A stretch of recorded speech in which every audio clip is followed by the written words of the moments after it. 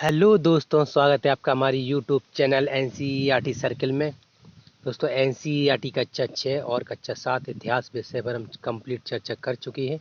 आपको प्लेलिस्ट में सारी वीडियो मिल जाएंगी, तो जल्दी कीजिए दोस्तों, सारी वीडियो को देखिए दोस्तों।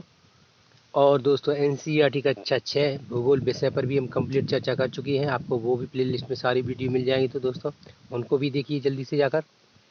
और दोस्तों, हमारे यूट्यूब चैनल एनसीईआरटी सर्कल में आपको कक्षा 6 से लेकर कक्षा 12 तक सभी विषयों की एनसीईआरटी पुस्तकों की वीडियोस मिलेंगी दोस्तों।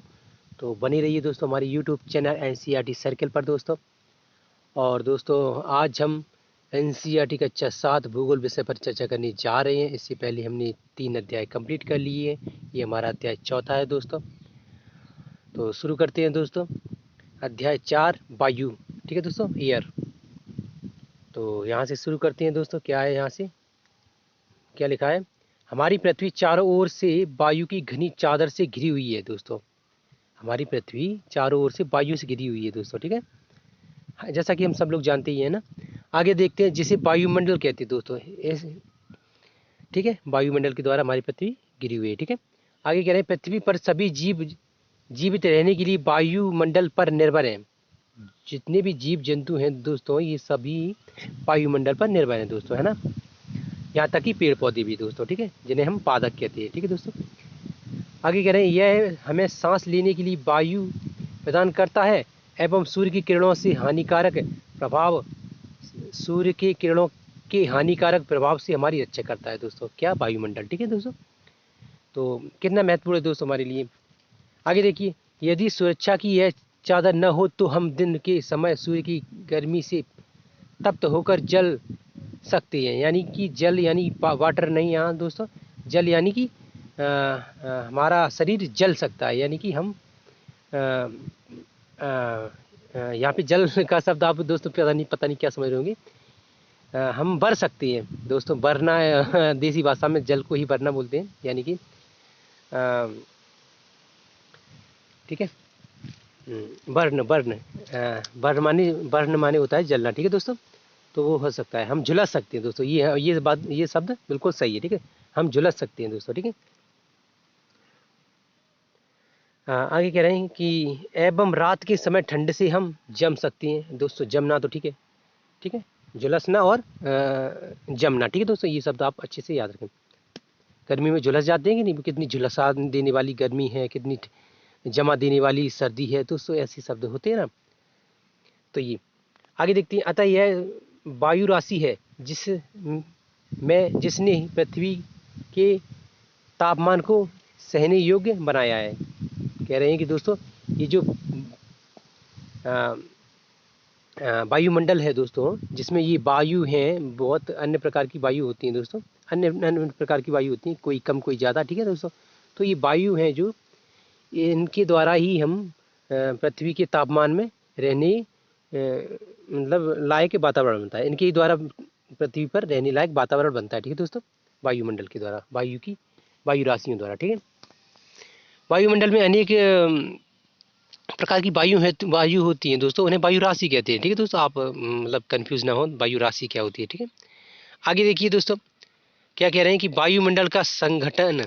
तो इससे पहले हम दोस्तों इसको देख लेते हैं। ये थोड़ा महत्वपूर्ण बात कुछ लिखा है। क्या आप जानते हैं, कार्बन डाइऑक्साइड वायुमंडल में फैलकर पृथ्वी से विकिरित ऊष्मा को पृथ्वी पर रोक कर ग्रीन हाउस प्रभाव पैदा करती है दोस्तों। इसलिए इसे ग्रीन हाउस गैस भी कहते हैं दोस्तों। जो कार्बन डाइऑक्साइड दोस्तों गैस है, जो इंसान और पशु पक्षी जो छोड़ते हैं, अपनी ऑक्सीजन लेते हैं, ऑक्सीजन के बदले कार्बन डाइऑक्साइड छोड़ते हैं, तो वो गैस दोस्तों क्या होती है, वायुमंडल में जाकर पृथ्वी से जो ऊष्मा होती है उसको रोक कर ग्रीन हाउस प्रभाव उत्पन्न करते हैं, और जिससे हम ग्रीन हाउस जैसी ग्रीन हाउस गैसेस बनती हैं दोस्तों। ठीक है, सॉरी, जिसे ग्रीन हाउस गैस कहते हैं। ठीक है दोस्तों, ये किसको? तो कार्बन डाइऑक्साइड को। ठीक है, ग्रीन हाउस एक्टिविटी में ये बहुत महत्वपूर्ण भूमिका निभाती है। ठीक है, आगे देखिए, तो इससे भी काफ़ी मतलब हमें सहायता मिलती है दोस्तों, अपनी इस पृथ्वी पर रहने में के लिए। ठीक है, आगे देखिए, और इसके अभाव से धरती इतनी ठंडी हो जाती है कि इस पर रहना असंभव होता है। क्या कह रहे हैं कि इसके अभाव से, यानी कि कार्बन डाइऑक्साइड के अभाव से भी हम नहीं रह सकते दोस्तों पृथ्वी पर दोस्तों, है ना। उसकी उसकी अधिकता भी नुकसानदायक है दोस्तों, और उसकी कमी भी नुकसानदायक है दोस्तों, यानी कि संतुलन बना रहना बहुत ही ज़रूरी है। किसी भी चीज़ का हो संतुलन दोस्तों, चाहे वो ऑक्सीजन का हो, चाहे कार्बन डाइऑक्साइड का हो, चाहे जल का स्तर हो दोस्तों, चाहे कोई और अन्य गैस हो दोस्तों, ठीक है। किसी भी चीज़ का, हमारी लाइफ में भी देखिए, हम अधिक खाना खा लें तो हमारा पेट में मतलब दिक्कत होने लगती है, ठीक है। और अधिक पानी पी ले तो भी दिक्कत होने लगती है, कम खाएं तो भी दिक्कत है, अधिक ना और कम पिए तो भी दिक्कत, मतलब बहुत एक संतुलन नाम की चीज़ हमारी लाइफ में और धरती पर बहुत ज़रूरी है, ठीक है दोस्तों। संतुलन आप समझ सकते हैं क्या है और किस प्रकार हमें प्रभावित करता है, ठीक है। आगे देखिए क्या कह रहे हैं, किंतु जब कारखानों एवं कार के धुएं से वायुमंडल में इसका स्तर बढ़ता है, तब इस ऊष्मा के द्वारा पृथ्वी का तापमान बढ़ जाता है। क्या कह रहे हैं कि जब ये कारखानों और जो यातायात के साधन हैं, जैसे कि रेलगाड़ियाँ, बस, कार, इन सब से जो धुआं निकलता है उसमें भी कार्बन डाइऑक्साइड होता है, तो उसके प्रभाव से दोस्तों पृथ्वी गर्म होने लगती है, ठीक है दोस्तों। तो ये हमारे लिए हानिकारक है, ठीक है दोस्तों। आगे कह रहे हैं कि अत्यधिक मात्रा में हानिकारक है और लिमिट में कोई चीज़ हानिकारक नहीं होती, ठीक है। इसे भूमंडलीय तापन, ग्लोबल वार्मिंग कहते हैं दोस्तों। ये जो कारखानों से और यातायात के साधनों से जो धुआं निकलता है, ठीक है, ये दोस्तों पृथ्वी के लिए बहुत हानिकारक होता है, और जिससे हमें क्या चीज़ देखने को मिलती है, तो ग्लोबल वार्मिंग जैसी घटनाएं, ठीक है दोस्तों। भूमंडलीय तापन, ठीक है, जिससे भूमंडल गर्म, अत्यधिक गर्म हो जाता है, इसी ग्लोबल वार्मिंग कहते हैं, ठीक है दोस्तों। ये समस्याएं आप काफ़ी बड़ी हैं दोस्तों, और हमारे पर्यावरण के लिए काफ़ी बड़ा खतरा भी है दोस्तों। इसके लिए काफ़ी मुहिम छेड़ी जाती हैं हमारे भारत में और अन्य देशों में और इंटरनेशनल लेवल पर, ठीक है दोस्तों। आगे कह रहे हैं कि तापमान में इस वृद्धि के कारण पृथ्वी के सबसे ठंडे प्रदेश में जमी हुई बर्फ पिघलती है। तापमान के इसी प्रभाव के कारण सॉरी तापमान के इसी प्रभाव के कारण पृथ्वी पर जो ठंडे प्रदेश हैं वहाँ पर जो बर्फ जमी हुई है, जल है जो जमा हुआ है बर्फ के रूप में, वो पिघलने लगता है, क्योंकि गर्मी की वजह से ही तो जल पिघलता है, बर्फ पिघलती है, ठीक है। और उसके कारण क्या होगा, तो जिसके परिणाम स्वरूप समुद्र के जल स्तर में वृद्धि होगी। अब देखिए दोस्तों, जो बर्फ़ है पहाड़ों पर टिकी हुई है, जमी हुई है, ठीक है। अब वो गर्मी के कारण पिघलेगी तो वो पिघल कर कहाँ जाएगी, तो मैदानी क्षेत्रों में और समुद्री इलाकों में दोस्तों, जहाँ पर वो जा सके, है ना। यानी कि तटीय प्रदेशों में भी, मतलब कहने का तात्पर्य है कि वो उसका जल जो अंततः है कहाँ जाकर मिलेगा, आप ऐसे समझें, अंततः जाकर मिलेगा समुद्रों में, ठीक है। नदियों में, नदियों के बाद समुद्रों में, क्योंकि नदियाँ समुद्रों से जुड़ी हुई हैं, ठीक है। तो ये, और उसके बाद क्या होगा, तो समुद्रों का जल स्तर बढ़ेगा, और जल स्तर समुद्रों का बढ़ेगा तो क्या होगा, जिससे तटीय क्षेत्रों में बाढ़ आ जाती है। तटीय क्षेत्र यानी कि समुद्रों की जो किनारी जो क्षेत्र हैं दोस्तों, जैसे कोई भी क्षेत्र देख लीजिए, आप देख सकते हैं हमारी दक्षिण भारत की जो भी स्टेट हैं दोस्तों, और अन्य देशों में भी जो तटीय देश हैं दोस्तों, तो उनमें बाढ़ आने लगती है, बाढ़ आने की चांस होते हैं, और आती भी है, आए दिन आती रहती है दोस्तों। सर्दियों में देखिए थोड़ी वर्षा हुई और बाढ़ आ जाती है दोस्तों, और अन्य प्रकार की एक्टिविटीज़ होती हैं जिससे हमारी मानव मतलब हमारे लिए जो हानिकारक है, और मानव जाति के लिए जो बहुत बड़ा खतरा है दोस्तों, है ना। तो देखिए आप दोस्तों किस प्रकार ये चीज़ें एक दूसरे से लिंक हैं, आप समझ रहे होंगे, ठीक है। आगे कह रहे हैं, दीर्घ अवधि में इसके कारण जलवायु में अत्यधिक परिवर्तन हो सकता है, मतलब अधिक समय में, दीर्घ अवधि यानी कि अधिक समय के बाद इसमें परिवर्तन होता है। और परिवर्तन क्या होगा, तो देखिए इस कारण जलवायु में अत्यधिक परिवर्तन हो सकता है, जिसके फलस्वरूप कुछ पौधे एवं पशु लुप्त हो सकते हैं। क्या होंगे, उसका परिणाम क्या होगा, तो बाढ़ें आएंगी दोस्तों। तो बाढ़, ये जो तटीय क्षेत्रों में जो पादप हैं, पेड़ पौधे हैं दोस्तों, है ना, ये नष्ट हो जाएंगे बाढ़ में, है ना। और उन पर जो पशु पक्षी हैं, कुछ विशेष प्रकार के जीव जंतु रहती हैं, ठीक है, तो वो नष्ट हो जाएंगे, मर जाएंगे, है ना। तो ये और भी समस्याएं आती हैं, जैसे कि जो बाढ़ आती है तो अपने साथ काफ़ी हानिकारक विनाशकारी जो वो लेकर आती है, क्या कहते हैं, जल को लेकर आती है, तो लोगों को भी उसका सामना करना पड़ता है, बहुत लोग मारे जाते हैं बाढ़ों में, है ना। तो ये समस्याएं हैं, तो ये हमने पढ़ लिया। अब आगे यहाँ देखते हैं दोस्तों, वायु का संगठन, components of the of environment. ठीक है दोस्तों, क्या आप जानते हैं कि जिस वायु का उपयोग हम सांस लेने के लिए करते हैं, वास्तव में भाई अनेक गैसों का मिश्रण होती है दोस्तों। जो हम ऑक्सीजन लेते हैं तो वो उसमें कई तरह की गैसें होती हैं, लेकिन हमें मुख्यतः उसका सबसे अधिक भाग जो होता है ऑक्सीजन, O2 बोलते हैं जिसको, वो हम, उसका सूत्र है, तो वो हम लेते हैं। ठीक है दोस्तों, उसके माध्यम से हम जीवित रहते हैं। आगे देखिए इसमें क्या लिखा है, नाइट्रोजन तथा ऑक्सीजन ऐसी दो गैसें हैं जिनसे वायुमंडल का बड़ा भाग बना है। कहने का तात्पर्य ये है दोस्तों, ऑक्सीजन और नाइट्रोजन गैस ये वायुमंडल में सबसे अधिक मात्रा में पाई जाती हैं। ठीक है, इनका अनुपात वायुमंडल में सबसे अधिक है अन्य गैसों की तुलना में। ठीक है दोस्तों, तो ये बोल रहे हैं। आगे कह रहे हैं carbon dioxide, helium, ozone, argon एवं हाइड्रोजन कम मात्रा में पाई जाती है। तो दोस्तों ये जो चार गैसें हैं, carbon dioxide, helium, ozone, argon और हाइड्रोजन, ये 5 गैसें हैं, मतलब ठीक है, ये और भी हैं, तो वो ये कम मात्रा में पाई जाती हैं। ठीक है दोस्तों, इन गैसों के अलावा धूल की छोटी छोटी कण भी हवा में मौजूद रहती हैं। तो दोस्तों धूल की छोटी छोटी कण कहाँ जाएंगी, तो वो हवा में ही तो मिल जाएंगी। ठीक है, इतनी भारी तो होती नहीं है कि वो ज़मीन पर पड़ी रहें, नहीं, हवा चलती है तो हवा में मिल जाती है। ठीक है, चित्र 4.1 में देखिए, 4.1 दोस्तों, ये देखिए इस चित्र के बारे में बताएं, वायुमंडल के संग्रह। ये बच्ची है, ये ग्राफ लिए हुई है। ठीक है, इसमें देखिए गैसों का अनुपात दिखाया जा रहा है।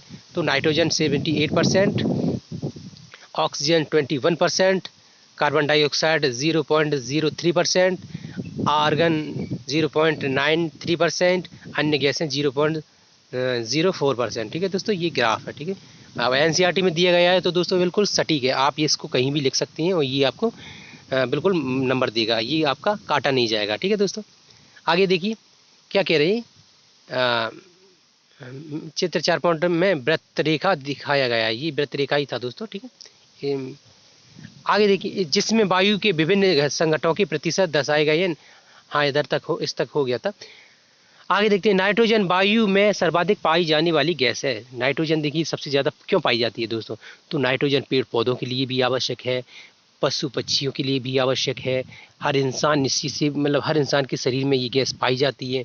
ये इंसान की वृद्धि, पेड़ पौधों की वृद्धि के लिए आवश्यक है, जीव जंतुओं की वृद्धि के लिए आवश्यक है। और ये दोस्तों जो फसलें होती हैं, फसलें जो भी कोई भी फसल हो दोस्तों, उसकी वृद्धि के लिए आवश्यक है। ठीक है दोस्तों, फसलों को उगाने में सबसे अधिक भूमिका किसकी है, तो नाइट्रोजन की है दोस्तों, है ना। इसीलिए तो नाइट्रोजन, यूरिया वगैरह, इस पर भी नाइट्रोजन की मात्रा होती है, आपने देखा होगा, उस पर लिखा रहता है। ठीक है, ठीक है, आगे देखते हैं। और फिर उसे बाहर निकाल देते हैं, क्या कह रहे हैं कि हाँ, ये होती है, नाइट्रोजन वायु में सर्वाधिक पाई जाने वाली गैस है। जब हम सांस लेते हैं तब फेफड़ों में कुछ नाइट्रोजन भी ले जाते हैं। हाँ, ये हमारे शरीर में जाती है अंदर ऑक्सीजन के माध्यम से, सांस लेने के माध्यम से ऑक्सीजन के साथ। ठीक है, और फिर उसे बाहर निकाल देते हैं। परंतु पौधों को अपनी जीवन के लिए नाइट्रोजन की आवश्यकता होती है, कह रहे हैं ना, पौधों को अपने जीवन के लिए आवश्यकता होती है नाइट्रोजन की, वो नहीं निकालती इसको। ठीक है, आगे कह रहे हैं कि यहाँ पे होती है, आवश्यकता होती है। ठीक है, वे सीधे वायुमंडल से नाइट्रोजन नहीं ले पाते। मृदा तथा कुछ पौधों की जड़ों में रहने वाली जीवाणु वायु से नाइट्रोजन लेकर इनका स्वरूप बदल देते हैं, जिससे पौधे इसका प्रयोग कर सकते हैं। तो कह रहे हैं दोस्तों, पौधे है ना, जो पेड़ पौधे होते हैं, वो नाइट्रोजन का डायरेक्ट मतलब उपयोग नहीं कर पाते, वो डायरेक्ट उपयोग नहीं करते। वो कैसे यूज करते हैं, तो उनको वो मृदा में, नाइट्रोजन मृदा में भी रहती है। ठीक है, मृदा में जो जीव जंतु पाए जाते हैं हमको दिखती नहीं है, सूक्ष्मदर्शी यंत्रों से देखे जा सकते हैं। ठीक है दोस्तों, सूक्ष्मदर्शी यंत्र क्या होते हैं, तो बहुत ही छोटे छोटे उपकरण होते हैं, उनमें छोटे छोटे लेंस लगे होते हैं, जिनकी सहायता से हम किसी भी कीटाणु वगैरह है, जीवाणु वगैरह है और विषाणु वगैरह है, उनको देखते हैं, और उसी की सहायता से हम जी नाइट्रोजन में, मृदा में जो कि सूक्ष्म जीव होते हैं उनको देख सकते हैं। ठीक है दोस्तों, जैसे कि मतलब थोड़ी मिट्टी लीजिए, उसको सूक्ष्मदर्शी यंत्र से देखा जाए तो उसमें कीटाणु होंगे, है ना, जो हानिकारक नहीं होते, जिनको खाने से भी ना हानि नहीं होती, जो पेड़ पौधों की वृद्धि के लिए आवश्यक होते हैं। ठीक है दोस्तों, आगे देखते हैं। तो वो जीव जंतु क्या करते हैं, तो वो जीव जंतु नाइट्रोजन का नाइट्रोजन ग्रहण करती है, नाइट्रोजन को अपने अंदर ग्रहण कर लेती है मृदा से या सीधे वायुमंडल से, ठीक है दोस्तों। तो फिर उसके बाद वो क्या करती है, तो मृदा में नाइट्रोजन मिला देती है और मृदा के माध्यम से जो नाइट्रोजन है वो पेड़ पौधे सोख लेते हैं, ठीक है दोस्तों, अपनी जड़ों के माध्यम से। आप समझ रहे होंगे, ठीक है। तो मृदा को उपजाऊ बनाने में वो जीव जंतु होते हैं, मतलब जीव जंतु नहीं कह सकते उनको, कीटाणु वगैरह होते हैं, या मतलब जो जीवाणु होते हैं जीव के, ठीक है, बहुत छोटे होते हैं। तो वो मतलब मृदा को उपजाऊ बना देते हैं, और उस उपजाऊ किस तरह से बना देती है, तो नाइट्रोजन की मदद से, ठीक है। तो ये ठीक है, आगे क्या कह रहे हैं कि जिससे पौधे उसका प्रयोग कर सकें।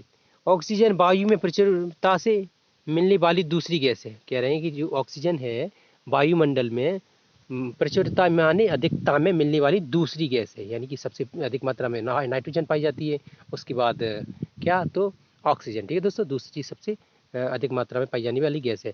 आगे कह रहे हैं मनुष्य तथा पशु सांस लेने में वायु में ऑक्सीजन प्राप्त करते हैं, ठीक है, वायु से ऑक्सीजन प्राप्त करते हैं। आगे कह रहे हैं हमें हरे पादक प्रकाश संश्लेषण द्वारा ऑक्सीजन उत्पन्न करते हैं। जो हरे पादक होते हैं, हरे पादक को कौन से दोस्तों, तो पेड़ पौधे, ठीक है दोस्तों। तो ये प्रकाश संश्लेषण द्वारा, प्रकाश संश्लेषण यानी कि जो प्रकाश संश्लेषण की क्रिया होती है, जैसे कि धूप पड़ी, धूप के बाद दोस्तों उस पर जो नमी होती है, नमी वायु में मिल जाती है, वायु में ऑक्सीजन मिल जाती है, ऑक्सीजन मिलने से जो अन्य जो एक्टिविटीज़ होती है जिसको प्रकाश संश्लेषण कहते हैं, प्रकाश संश्लेषण की क्रिया के माध्यम से वो पेड़ पौधे प्रकाश को भी लेते हैं अपने पत्तियों द्वारा, आप ऐसे समझ सकते हैं, पत्तियों द्वारा प्रकाश का अवशोषण करते हैं, और ऑक्सीजन और जो कार्बन डाइऑक्साइड होती है उसको भी पेड़ पौधे कार्बन डाइऑक्साइड ग्रहण करती है, ठीक है, प्रकाश के द्वारा। प्रकाश जब हीट बनती है तो गर्म होता है तो पत्तियां अवशोषित करती हैं कार्बन डाइऑक्साइड को, और ये क्या कहते हैं जी, प्रकाश की किरणों को, ठीक है, प्रकाश को, ठीक है, धूप को।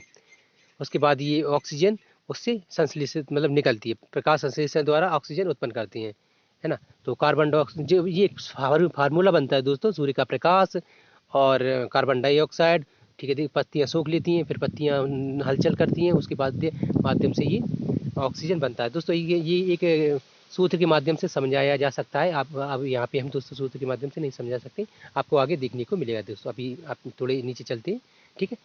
ऑक्सीजन उत्पन्न होता है, इस प्रकार वायु में ऑक्सीजन की मात्रा समान बनी रहती है दोस्तों, ठीक है। इसीलिए बोलते हैं पेड़ पौधों को अधिक से अधिक मात्रा में लगाना चाहिए दोस्तों।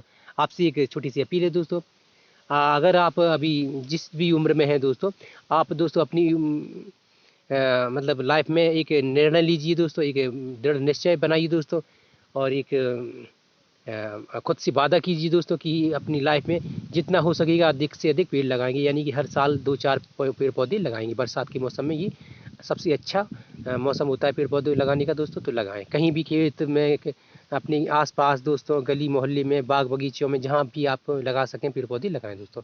छोटी सी विनती है आपसे ये, ठीक है। आगे देखते क्या कह रहे हैं, यदि हम वृक्ष काटते हैं तो यह संतुलन बिगड़ जाता है दोस्तों, है ना। काटेंगे तो बिगड़ेगा ही ना।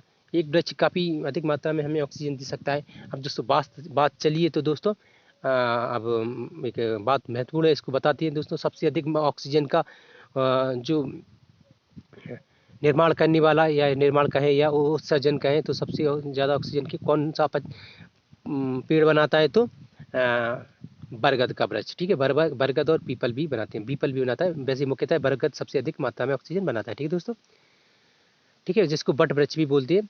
और दूसरी और छोटा सा पौधा है जिसको तुलसी कहते हैं दोस्तों। छोटा ही होता है, जिसका 4 फुट से अधिक ऊंचा नहीं होता दोस्तों, होने को तो हो भी जाता है, लेकिन नॉर्मली 4 फुट से 3-4 फुट का ही रहता है वो। 1-2 फुट 2-3 फुट का भी देखा गया है, ठीक है, होता है, मतलब उसका मतलब आकार है। उसकी केयर की जाएगी तो 5 फुट भी हो सकता है, मतलब कोई उसके आकार के बारे में हमें ज़्यादा ध्यान नहीं देना। हमें ध्यान देना है कि तुलसी का पौधा होता है वो भी अधिक मात्रा में ऑक्सीजन उत्सर्जित करता है, यानी कि निर्माण करता है, ठीक है दोस्तों। तो ये बात थी।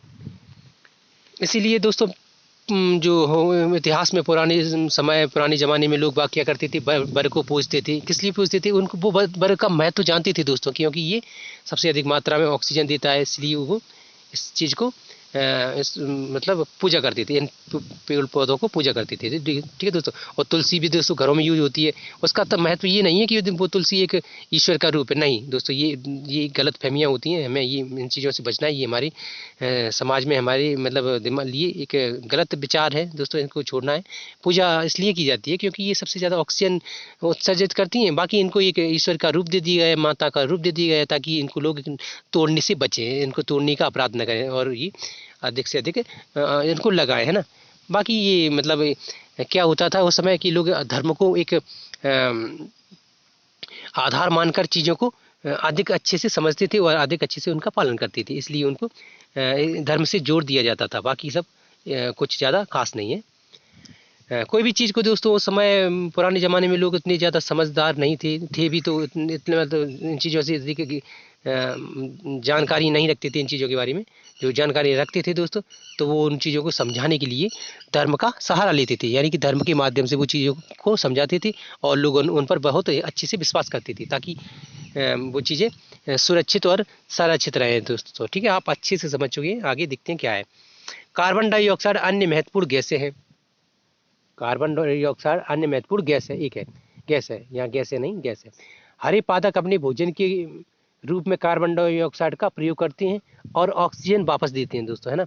ये फार्मूला मैंने बताया, ये फार्मूला बनता है जब पेड़ पौधे कार्बन डाइऑक्साइड ग्रहण करती है और सूर्य के प्रकाश के मतलब माध्यम में, ठीक है, तो वो ऑक्सीजन का उत्सर्जन होता है वहाँ पे, ठीक है। एक फार्मूला बनता है दोस्तों, ठीक है, वो हम आगे चल के बताएंगे दोस्तों, या आगे अध्याय में मिलेगा आपको, ठीक है। आगे कह रहे हैं और ऑक्सीजन वापस देते हैं। मनुष्य और पशु कार्बन डाइऑक्साइड बाहर निकालते हैं दोस्तों, है ना। ये भी हमारे शरीर में जब हम ऑक्सीजन लेते हैं तो हमारे शरीर में दो क्रियाएं होती हैं, ऑक्सीश्वसन और अनाक्षी श्वसन दोस्तों। कौन कौन सी? ऑक्सीश्वसन और अनाक्षी श्वसन, ठीक है दोस्तों। तो इन दो क्रियाओं के माध्यम से हमारे शरीर में ऑक्सीजन जाता है और कार्बन डाइऑक्साइड बाहर निकलता है, ठीक है दोस्तों। ये सूत्र बनता है, मतलब ये एक्टिविटीज़ होती हैं, जो क्रियाएं होती हैं। तो क्रियाओं को वैज्ञानिकों ने जो वैज्ञानिक होते हैं उन्होंने क्रियाओं का मतलब माइक्रोस्कोप के द्वारा सूक्ष्मदर्शी यंत्रों की सहायता से उनको देखा, तो उनको एक देखा कि कौन कौन सी गैसें निकल रही हैं, क्या क्या फार्मूला बन रहा है, तो उनकी फार्मूला की लिख दिया गया है, ठीक है दोस्तों। तो वो फार्मूला आपको अभी मिल सकती हैं दोस्तों देखने को। अगर नहीं मिले तो दोस्तों आप ये बायोलॉजी में पढ़ सकते हैं दोस्तों, ठीक है। और बायोलॉजी भी हम दोस्तों आगे पढ़ाएंगे दोस्तों, क्योंकि हमने तो पूरा बेड़ा ही उठाया है दोस्तों पूरी एनसीईआरटी को आपको पढ़ाने का, ठीक है दोस्तों। तो आप कहीं कंफ्यूज ना हो दोस्तों किसी भी चीज़ को लेके, ठीक है, बनी रहें। आगे कह रहे हैं कि छोड़ी जाने वाली कार्बन डाइऑक्साइड की मात्रा यहाँ पे मनुष्य तथा पशुओं द्वारा बाहर छोड़ी जाने वाली कार्बन डाइऑक्साइड की मात्रा पादपों द्वारा प्रयोग की जाने वाली गैस के बराबर होती है दोस्तों। कह रहे हैं कि जो मनुष्य और पशु पक्षियों द्वारा जो कार्बन डाइऑक्साइड छोड़ी जाती है उसकी मात्रा और जो पादप यानी पेड़ पौधों द्वारा जो कार्बन डाइऑक्साइड ग्रहण की जाती है उसका अनुपात लगभग समान रहता है। कुछ मतलब मात्रा में कम ज़्यादा होता है, बाकी सब एक संतुलन बना हुआ सब रहता है, ठीक है दोस्तों। इसलिए पर्यावरण में संतुलन बना हुआ है। कभी कभी ये कार्बन डाइऑक्साइड अधिक हो जाती है तो पर्यावरण का संतुलन बिगड़ने लगता है ना। फिर लोगों से मतलब अपीलें की जाती हैं सरकार के द्वारा और इंटरनेशनल जो संगठन है दोस्तों, अंतर्राष्ट्रीय संगठन, उनके द्वारा जी रिस्ट्रिक्शंस लगाए जाते हैं कि कार्बन डाइऑक्साइड का कम उत्सर्जन कीजिए दोस्तों अपने देश में, या पेड़ पौधे लगाइए दोस्तों। ये सब नियम लागू किए जाते हैं ना। आगे कह रहे हैं परंतु यह संतुलन कोयला एवं खनिज तेल आदि ईंधनों की जलाने से गड़बड़ा जाता है। तो ये संतुलन होता है दोस्तों, मैंने बताया कि क्यों गड़बड़ा जाता है। तो वही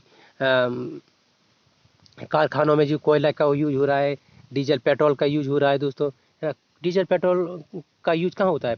हमारे जो यातायात के संसाधन है दोस्तों, इनमें रेलगाड़ियाँ, बस, कार, मोटरसाइकिल वगैरह, है ना। और कारखानों में जो कोयले का यूज होता है, ठीक है दोस्तों। ये और ईंधन का भी और डीजल पेट्रोल का भी उपयोग होता है दोस्तों, ठीक है। तो ये हमारे इसके उपयोग से कार्बन डाइऑक्साइड निकलती है दोस्तों। तो वो हमारी पर्यावरण में फिर जो संतुलन है पर्यावरण का वो बिगाड़ दिया जाता है उसके माध्यम से, ठीक है।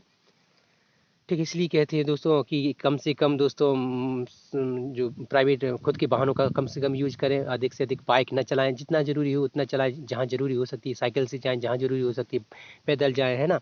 और जो बस वगैरह होती है उनका उपयोग करें, ठीक है।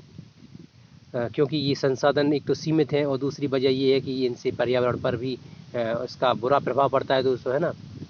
तो ये आगे देखिए क्या कह रहे हैं कि वे वायुमंडल में प्रति वर्ष करोड़ों टन कार्बन डाइऑक्साइड की बढ़ोतरी करते हैं। कौन? तो यही खनिज, कोयला और खनिज तेल आदि ईंधन आदि के द्वारा ईंधनों को जलाने से जो मतलब कार्बन डाइऑक्साइड का उत्सर्जन होता है। तो प्रति वर्ष वायुमंडल में ये कितना कार्बन डाइऑक्साइड पैदा कर देते हैं?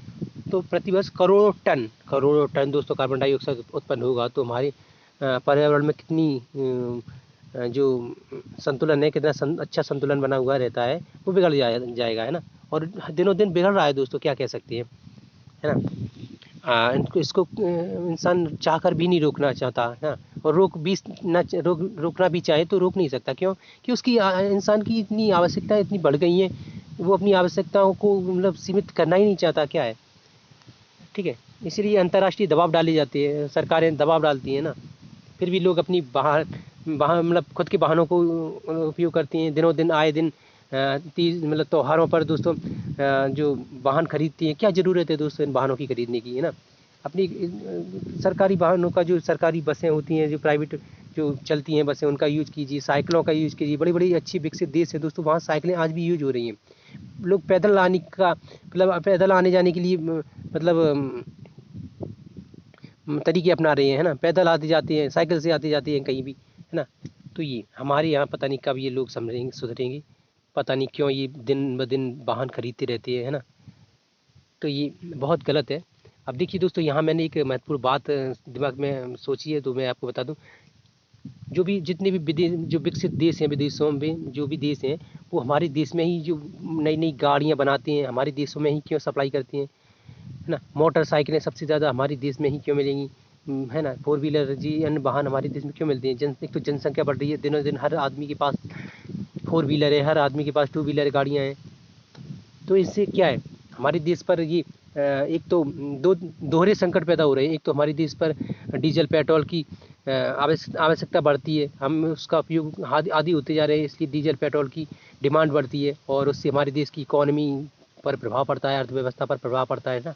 हमारा पैसा डीजल पेट्रोल को खरीदने के लिए विदेश में जाता है ना। और दूसरा प्रभाव, हमारे देश में जो वाहन चलेंगे दोस्तों, नए नए लड़के जो है बात मानते नहीं है घर वालों की, और डीजल पेट्रोल से जो वाहनों का उपयोग करते हैं, और पर्यावरण में जो कार्बन डाइऑक्साइड का ग्राफ बढ़ता जा रहा है ना।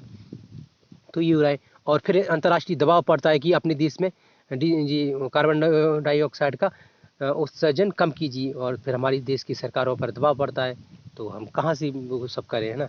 एक तो हम अपने ही पैरों पर कुल्हाड़ी गिरा रहे हैं, और फिर बोलते हैं कि पर्यावरण में जी मौसम बदल रहा है, पर्यावरण बदल रहा है, हम क्या कैसे जीवित रहेंगे, ये वो भविष्य के बारे में चिंता करते हैं दोस्तों। ये है भविष्य में आने वाली पीढ़ियाँ किस तरह से रह पाएंगी, है ना, ये सोचने वाली बात है।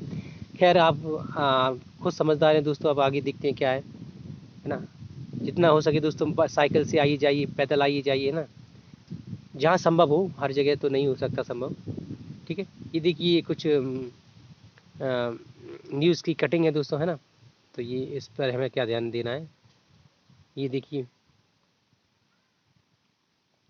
पढ़ें एवं मनन करें। क्या मंडलीय तापन आज के विश्व में एक गंभीर समस्या है? बिल्कुल है दोस्तों, ये दोस्तों कोई बड़ी छोटी मोटी बात नहीं है, बहुत बड़ी बात है, समस्या है तो है ही, है ना। अब आगे कह रहे हैं कि ये वायुमंडल की संरचना, हमारा वायुमंडल 5 परतों में विभाजित है। हमारा जो वायुमंडल है दोस्तों 5 परतों में विभाजित है। 5 परतें कौन कौन सी हैं तो हम आगे देखेंगे, ठीक है। तो जो पृथ्वी की सतह से आरंभ होती है ये है क्षोभ मंडल, समताप मंडल, मध्य मंडल, बाह्य वायुमंडल एवं बहिर्मंडल। दोस्तों क्षोभ, समताप, आयन, बाह्य, ठीक है दोस्तों। इसको इस तरह से भी लिखा जा सकता है, इसमें यहाँ लिखा है कुछ अलग, है ना, तो यही हम सही मानेंगे, ठीक है। देखिए चित्र 4.2 में देखते हैं। तो चित्र 4.2 ये है, ये देखिए, ये ऐसे दिखाते हैं छोटा करके, ये काफ़ी बड़ा है, ठीक है। ये वायुमंडल की परतें, तो देखिए क्षोभ मंडल, देखिए क्षोभ मंडल, ठीक है। क्षोभ मंडल की सीमा यहाँ समाप्त हुई, ठीक है दोस्तों। क्षोभ मंडल की सीमा ये समाप्त हो गई यहाँ पे, अब देखिए क्षोभ के बाद ये आया समताप मंडल। यहाँ पे दोस्तों ये इसी में ओजोन है दोस्तों, और ये समताप मंडल है। ठीक है दोस्तों, यहाँ पे हवाई जहाज वगैरह हैं, ये सब यहीं उड़ाई जाती है। ठीक है दोस्तों, कहाँ पर? तो समताप मंडल में। क्यों उड़ाई जाती है? तो यहाँ का तापमान दोस्तों एक मतलब देखा जाए तो समान ताप होता है यहाँ पे। ठीक है दोस्तों, इसीलिए इसको समताप कहते हैं। ठीक है, आगे देखिए दोस्तों, आगे देखिए समताप मंडल की सीमा यहाँ समाप्त हो गई, और ये है मध्य मंडल। ठीक है दोस्तों, ये मध्य मंडल है। ठीक है दोस्तों, मध्य मंडल में और भी एक्टिविटीज़ होती है जो आगे चलकर आप पढ़ेंगे दोस्तों। ठीक है, मध्य मंडल की सीमा समाप्त हो गई। यहाँ पे देखिए अब ये आ गया बाह्य मंडल। ठीक है, बाह्य वायुमंडल। ठीक है, बाह्य मंडल है ये दोस्तों, बाह्य मंडल की सीमा ये खत्म हुई है। ये दोस्तों आगे आगे आया ये बहिर्मंडल है, सबसे ऊपर ये लिखा है बहिर्मंडल। ठीक है, तो बहिर्मंडल के बाद दोस्तों कोई दूसरा आ गया था। ये दोस्तों एक अंतरिक्ष का रूप है, अंतरिक्ष आ जाता है उसके बाद। ठीक है दोस्तों, आगे देखते हैं क्या है। तो यहाँ से पढ़ना है मैं। ठीक है दोस्तों, अब देखिए क्षोभ मंडल के बारे में पढ़ते हैं हम। क्षोभ मंडल के बारे में क्या है? यह परत वायुमंडल की सबसे महत्वपूर्ण परत है। क्षोभ मंडल दोस्तों जो है ना, ये वायुमंडल की सबसे महत्वपूर्ण परत है। इसकी औसतन ऊंचाई लगभग 13 किलोमीटर है दोस्तों। 13 किलोमीटर लगभग लिखा जाएगा यहाँ पे, क्योंकि कोई भी चीज़ सटीक नहीं होती ना। ठीक है, अब यहाँ लिखा है औसतन, औसतन बोल रहा है, औसतन यानी कि लगभग ही होता है। ठीक है, 13 किलोमीटर है। ठीक है, यह हम इसी मंडल में ऑक्सीजन वायु सॉरी हम इसी मंडल में मौजूद वायु में सांस लेते हैं। ठीक है, किस में? तो जी क्षोभ मंडल में। ठीक है दोस्तों, ठीक है, आप अच्छे से समझ रहे होंगे। ये 13 किलोमीटर तक है। ठीक है दोस्तों, मतलब समझ गए आप। 13 किलोमीटर के अंदर ही हम मतलब ऑक्सीजन है, और उसी को मतलब उसी में हम सांस लेते हैं। ठीक है, आगे कह रहे हैं कि ये मौसम की लगभग सभी घटनाएं जैसे वर्षा, कोहरा एवं ओलावृष्टि इसी परत के अंतर्गत होती है, अंदर होती है। ठीक है दोस्तों, तो दोस्तों क्या कह रहे हैं कि ये क्षोभ मंडल है, लगभग 13 किलोमीटर तक इसकी ऊंचाई है, मतलब ऐसे भी कह सकते हैं मोटाई है। ठीक है, तो इसी के अंतर्गत हम सांस लेते हैं इसी में, और जितनी भी मौसम की घटनाएं होती हैं, ठीक है, जैसे वर्षा, कोहरा, ओलावृष्टि है ना दोस्तों, वो सब इसी में होती हैं। ठीक है, और आगे देखते हैं दोस्तों। समताप मंडल, समताप मंडल क्षोभ मंडल के ऊपर का भाग है। क्षोभ मंडल दोस्तों सॉरी समताप मंडल है दोस्तों। ये यहाँ पे जो बताया था मैंने, यहाँ पे समान तापमान रहता है, इसलिए यहाँ पे हवाई जहाज वगैरह उड़ती है। ठीक है दोस्तों, तो ये क्षोभ मंडल के ऊपर का भाग है। ठीक है,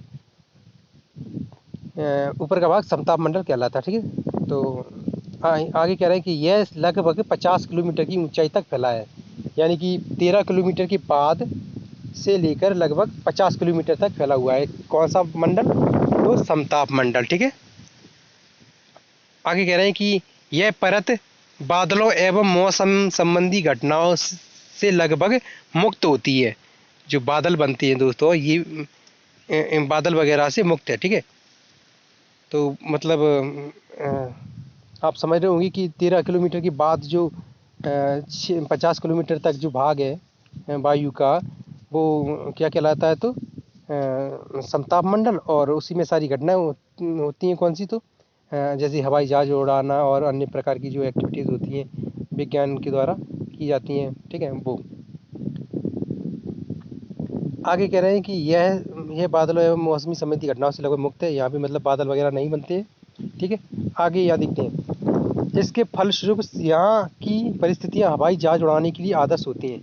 यानी कि दोस्तों कह रहे हैं कि यहाँ की मतलब जो हवाई जहाज उड़ती है ना, वो सब एक्टिविटीज़ इसी में होती है। क्यों होती है? क्योंकि यहाँ तापमान समान होता है। ठीक है दोस्तों, तो ये आप समझ रहे होंगे अच्छे से। समताप मंडल की एक महत्वपूर्ण विशेषता यह है कि इसमें ओजोन गैस की परत होती है दोस्तों। ये देखिए, ये वैज्ञानिकों ने खोजा है कि ये ओजोन गैस का निर्माण कहाँ है? तो समताप मंडल में, क्योंकि वहाँ तापमान समान है, इसलिए और गैसें एक्टिविटीज नहीं करती, मतलब कोई क्रिया नहीं करती दोस्तों, और ओजोन परत वहाँ है। ठीक है दोस्तों, स्वच्छ है। अगर और गैसें एक्टिविटी करेंगी, मतलब क्रिया करेंगी, तो ओजोन गैस के साथ कुछ मतलब सारा चीज़ मतलब कोई एक्टिविटी कर लेंगी, तो ओजोन गैस का मतलब प्रभाव कुछ अलग होगा, है ना। या ओजोन गैस शायद ये नष्ट भी हो सकती है, या कुछ और उसके साथ आप भी सोच सकते हैं क्या क्या हो सकता है। ठीक है दोस्तों, यह परत जो ओजोन परत के बारे में बता रहे हैं, ओजोन गैस की परत होती है। यह परत सूर्य से आने वाली हानिकारक गैसों से हमारी रक्षा करती है, बिल्कुल करती है दोस्तों। आप सब कई बार आपने पढ़ा होगा, कई बार सुना होगा दोस्तों, ओजोन से का क्षय हो रहा है, ओजोन का क्षय हो रहा है, तो ये इसी मंडल में है और ये हमारे लिए बहुत लाभदायक परत है। ठीक है दोस्तों, आगे कह रहे हैं मध्य मंडल। तो मध्य मंडल को देखते हैं, यह वायुमंडल की तीसरी परत है दोस्तों। मध्य मंडल वायुमंडल की तीसरी परत है। तो इसको देखते हैं, यह समताप मंडल के ठीक ऊपर होती है। किसके ऊपर? तो समताप मंडल के ऊपर। ठीक है, यानी कि हवाई जहाज उड़ते हैं जिस क्षेत्र में, उसके ऊपर जो मंडल होता है तो वो मध्य मंडल होता है, यानी कि मध्य मंडल के नीचे जहाज उड़ते हैं। आप ऐसे मतलब थोड़ा ट्रिक बनाकर याद कर सकते हैं। ठीक है, यह समताप मंडल के ठीक ऊपर होता है। यह लगभग 80 किलोमीटर की ऊंचाई तक फैला है, मतलब 50 किलोमीटर से 80 किलोमीटर, यानी कि ठीक है, ठीक है, लगभग 50 किलोमीटर के ऊपर 80 किलोमीटर तक मध्य मंडल फैला हुआ है। ठीक है दोस्तों, आगे देखते हैं क्या करें। अंतरिक्ष में प्रवेश करने वाला उल्कापिंड इसी परत में आने पर जल जाता है। क्या कह रहे हैं कि जो अंतरिक्ष में जो प्रवेश कर जाता है उल्कापिंड, हमारे ब्रह्मांड से आकर गिरता है हमारी पृथ्वी पर, तो इसी मंडल में आकर जल जाता है। ठीक है दोस्तों, जलेगा भी क्यों नहीं, इतना अधिक तापमान होगा दोस्तों शायद वहाँ पर, है ना, क्योंकि सूर्य के काफ़ी नज़दीक पहुँच जाता है। यहाँ से लगभग 80 किलोमीटर अब ऊपर जाइए तो कितनी गर्मी पड़ रही होगी वहाँ पे, है ना, या हवाएं चल रही होंगी तेज़, तो हवाओं से टकरा कर और सूर्य की गर्मी से टकरा कर वो उल्कापिंड जल जाएगा, है ना। तो किस तरह से हमारी पृथ्वी की सुरक्षा कवच के रूप में ये परतें काम करती है ना। आगे देखिए, जल जाता है बाहमंडल। बाहमंडल देखिए, बाह वायुमंडल, एक ही बात है, बाहमंडल कह सकती है, बाह वायुमंडल कह सकते हैं। ठीक है, बाह वायुमंडल में आने में बढ़ती ऊंचाई के साथ तापमान अत्यधिक तीव्र हो जाता है दोस्तों। बाह मंडल में जाने पर तापमान ऊंचा हो जाता है, तापमान बहुत बढ़ जाता है, और बढ़ेगा भी क्यों नहीं, क्योंकि हम जब अपनी ज़मीन पर इतना अधिक तापमान महसूस कर सकती है, सूर्य का प्रकाश महसूस कर सकती है, क्योंकि हम काफ़ी बार देखा होगा आपने कि मतलब सूर्य के प्रकाश से हमें कितनी गर्मी महसूस होती है। तो यहाँ से 80 किलोमीटर दूर तक कितना अधिक तापमान हो जाएगा। ठीक है, हम जब घर के नीचे खड़े होते हैं तो थोड़ी गर्मी कम लगती है, छत पर पहुंच जाते हैं तो और ज़्यादा लगती है, वही 4 मंजिल ऊपर जाएँ तो और गर्मी लगेगी, भाई अगर 10 मंजिल पर खड़े होंगे तो और गर्मी लगेगी, यानी धूप लगेगी। तो 80 किलोमीटर दूर तक दोस्तों कितना अधिक मतलब हमें गर्मी महसूस होगा, है ना। तो ये बता रहे हैं, कह रहे हैं कि बाह्य वायुमंडल में बढ़ती हुई ऊंचाई के साथ तापमान अत्यधिक तीव्रता से बढ़ता है, बिल्कुल बढ़ेगा। आगे कह रहे हैं आयन मंडल इस परत का एक भाग है। आयन मंडल दोस्तों, आयन, तो वहाँ पे जो ऋणायन धनायन और जो जो आयन होते हैं, यानी कि न्यूट्रॉन इलेक्ट्रॉन्स दोस्तों, इनकी भी मात्रा पाई जाती है दोस्तों। आप मतलब आगे देखेंगे।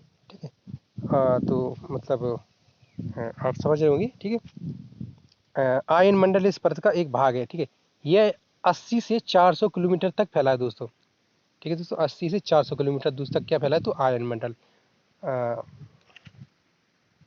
ठीक है, आगे देखते हैं क्या कह रहे हैं। तो ये हमने देख ही लिया था, तो ये देखिए,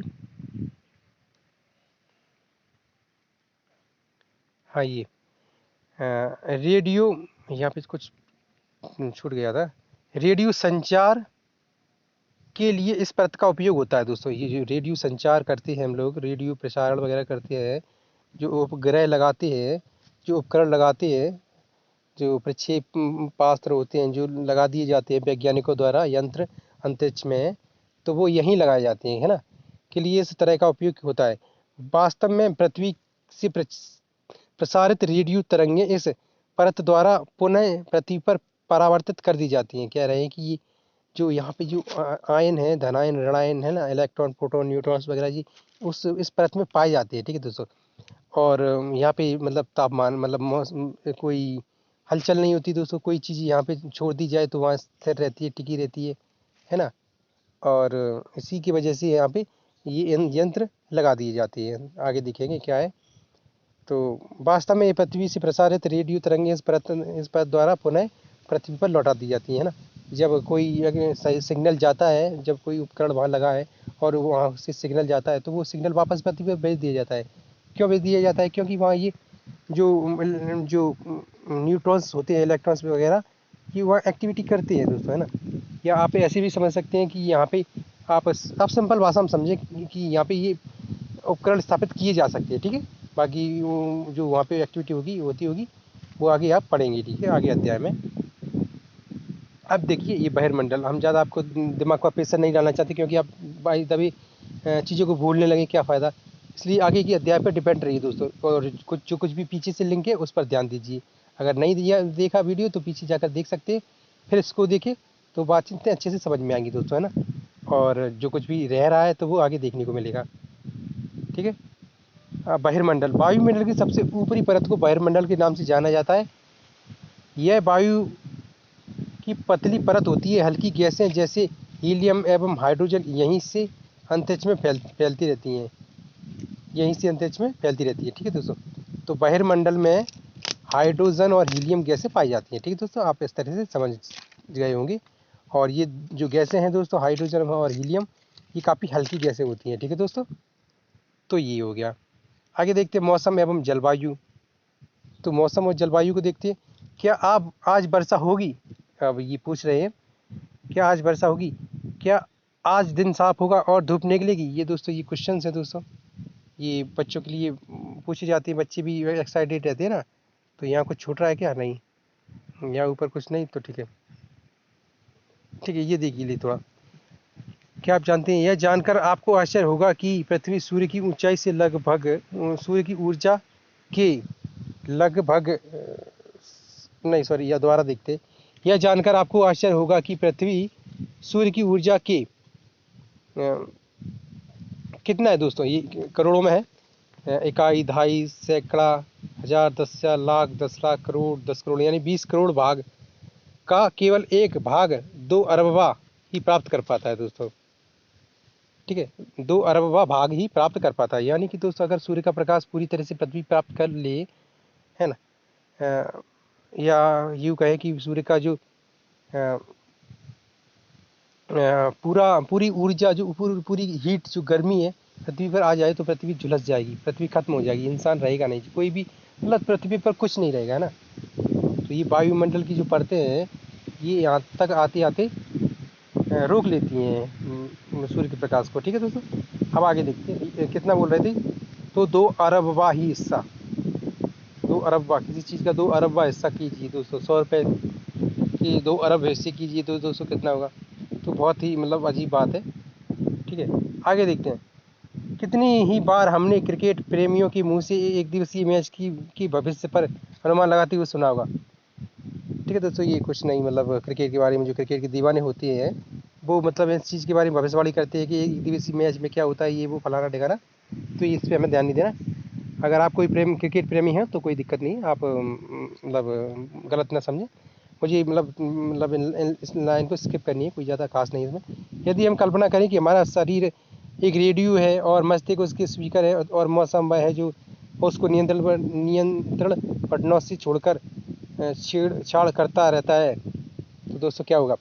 हमारा शरीर रेडियो, ठीक है दोस्तों, मान रहे हैं, और मस्तिष्क स्पीकर है, और मौसम उसको नियंत्रण करने वाला कोई है, ठीक है दोस्तों, जो इसके साथ नियमित छेड़छाड़ कर रहा है। किसके साथ? तो हम हमारे शरीर के साथ सॉरी। मौसम वायुमंडल की प्रत्येक घंटे तथा दिन प्रतिदिन की स्थिति होती है दोस्तों। क्या कह रहे हैं, मौसम वायुमंडल की प्रत्येक घंटे दिन प्रतिदिन की स्थिति होती है। क्या? वायुमंडल में जो मौसम है वो दिन प्रतिदिन की और घंटे कुछ घंटे की एक्टिविटी होती है, यानी कि मौसम बदलता रहता है और वायुमंडल नहीं बदलता, ठीक है दोस्तों, आप ऐसा समझ गए होंगे। आगे कह रहे हैं, आर्द्र एवं गर्म मौसम किसी को भी चिड़चिड़ा बना सकता है दोस्तों। आर्द्र और गर्म मौसम, जब गर्मी पड़ती है दोस्तों हमें कितना गुस्सा आता है। देखिए गर्मियों में हमें गुस्सा आता है, अरे हे भगवान किसी सर्दी मतलब किसी कहीं ठंडा मौसम कर दे, कितनी धूप पड़ रही है, कितनी गर्मी पड़ रही है ना। तो ये चिड़चिड़ा बना देता है। क्यों कर देता है? क्योंकि हमारे शरीर में दोस्तों गर्मी पड़ने लगती है, और गर्मी से हमारा सर चकराने लगता है, हमें गुस्सा आने लगता है ना।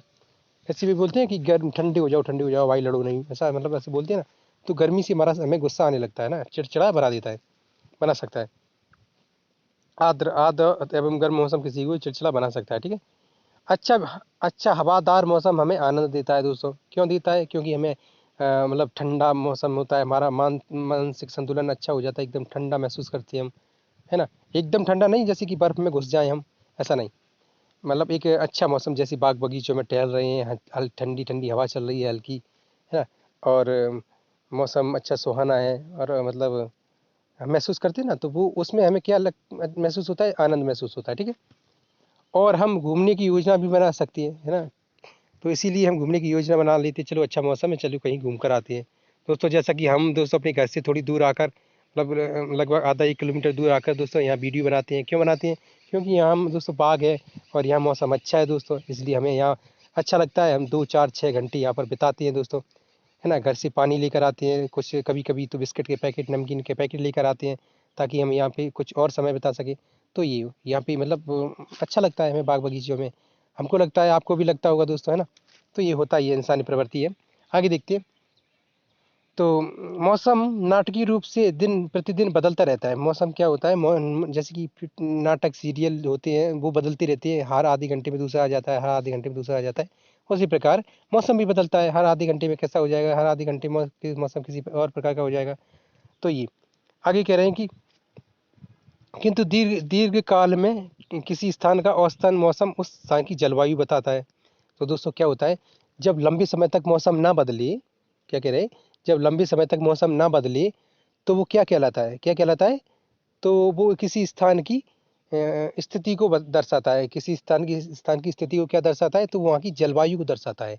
या कि देखिए, जैसे कि हम आपको बता दें कि आप यूरोप जैसे क्षेत्रों में चले जाएं, तो वहाँ पर गर्मियों में भी अच्छा मौसम रहता है। मतलब वहाँ पे गर्मियों में भी सर्दी पड़ती है, ऐसा सुहाना मौसम रहता है, ठीक है। जैसे कि यूरोपीय देश हैं, और अभी जैसे कि मतलब अफ्रीका जैसे देशों में चले जाए, तो गर्मियों में बहुत झुलसा देने वाली गर्मी पड़ती है दोस्तों। तो वहाँ की जलवायु है दोस्तों, ठीक है। और ये काफ़ी लंबे समय के बाद बदलती है, 4 महीने में, 6 महीने में ऐसी बदलती है, 3 महीने में, है ना, ऐसी बदलती है। कभी किसी स्थान पर तो दोस्तों किसी किसी स्थान पर तो 6 6 महीने में बदलती है, किसी किसी स्थान पर तो साल भर बदलती है दोस्तों, साल भर में बदलती है। तो ये होता रहता है, हर हर जगह का अलग अलग जलवायु होता है, ठीक है दोस्तों। तो आपको समझ में आया ना क्या कह रहे हैं, कि मौसम जलवायु का छोटा रूप है, ठीक है दोस्तों। और ऐसे भी समझ सकते हैं कि जब मौसम लंबे समय तक किसी स्थान पर न बदले, तो वो किसी स्थान की जलवायु का रूप ले लेता है, ठीक है दोस्तों। आगे देखते हैं। जैसे कि हम अपने ही देश में ले लें, तो हमारे साउथ इंडिया में कितनी गर्मी पड़ती है, ठीक है दोस्तों। इसी के लिए वहाँ के लोग थोड़े मतलब काली नहीं कहेंगे, बल्कि थोड़ी रंग भेद की बात है दोस्तों, ये हम यहाँ कहना अच्छी नहीं है। लेकिन उनका कलर थोड़ा वैसा होता है, सांवला होता है, ठीक है दोस्तों। और वही थोड़ा हम अगर ऐसे जम्मू कश्मीर साइड में ठीक है, इधर चले जाएँ, ठीक है, नॉर्थ एरिया में, ठीक है दोस्तों, तो वहाँ के लोग थोड़े मतलब कलर में साफ होती है, और वहाँ सर्दी पड़ती है दोस्तों। आप तो रंगों को ध्यान न दें, रंगों को ध्यान न देना है दोस्तों। आप ये ध्यान दें कि सर्दी गर्मी को मौसम को, ठीक है दोस्तों। और बाकी कुछ किसी चीज़ को ध्यान नहीं देना है आपको, रंग पर आप ध्यान न देना, ठीक है। क्योंकि ये रंग भेद वाली बात हो जाती है, ये हमारे संविधान के खिलाफ है, ठीक है। तो हमारी संविधान के नियमों के खिलाफ है, ठीक है दोस्तों। आगे कह रहे हैं कि आप अब समझ गए कि हम मौसम का दैनिक पूर्वानुमान क्यों करते हैं। बिल्कुल करते हैं, इसीलिए करते हैं कि अब देखते हैं तापमान को, देखते हैं, ठीक है दोस्तों। तापमान,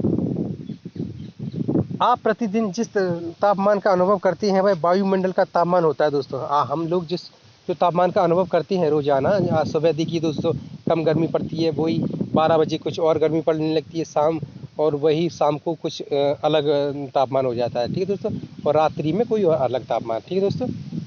तो ये वह वायुमंडल का तापमान होता है। वायु में मौजूद ताप एवं शीतलता के परिणाम को तापमान कहते हैं। वायुमंडल में ताप और शीतलता के परिमाण यानी कि जोड़ को, उनके दोनों को मिलान को, परिमाण दोस्तों किसी भी दो या दो से अधिक चीज़ों को जोड़कर जो चीज़ बनती है उसको परिमाण बोलते हैं। और परिणाम दोस्तों किसी का रिजल्ट होता है, ठीक है दोस्तों। ये अलग है, दो अक्षरों के परिवर्तन से ये बातें आ जाती हैं, ये अंतर आ जाता है, ठीक है दोस्तों। परिमाण को तापमान कहते हैं दोस्तों।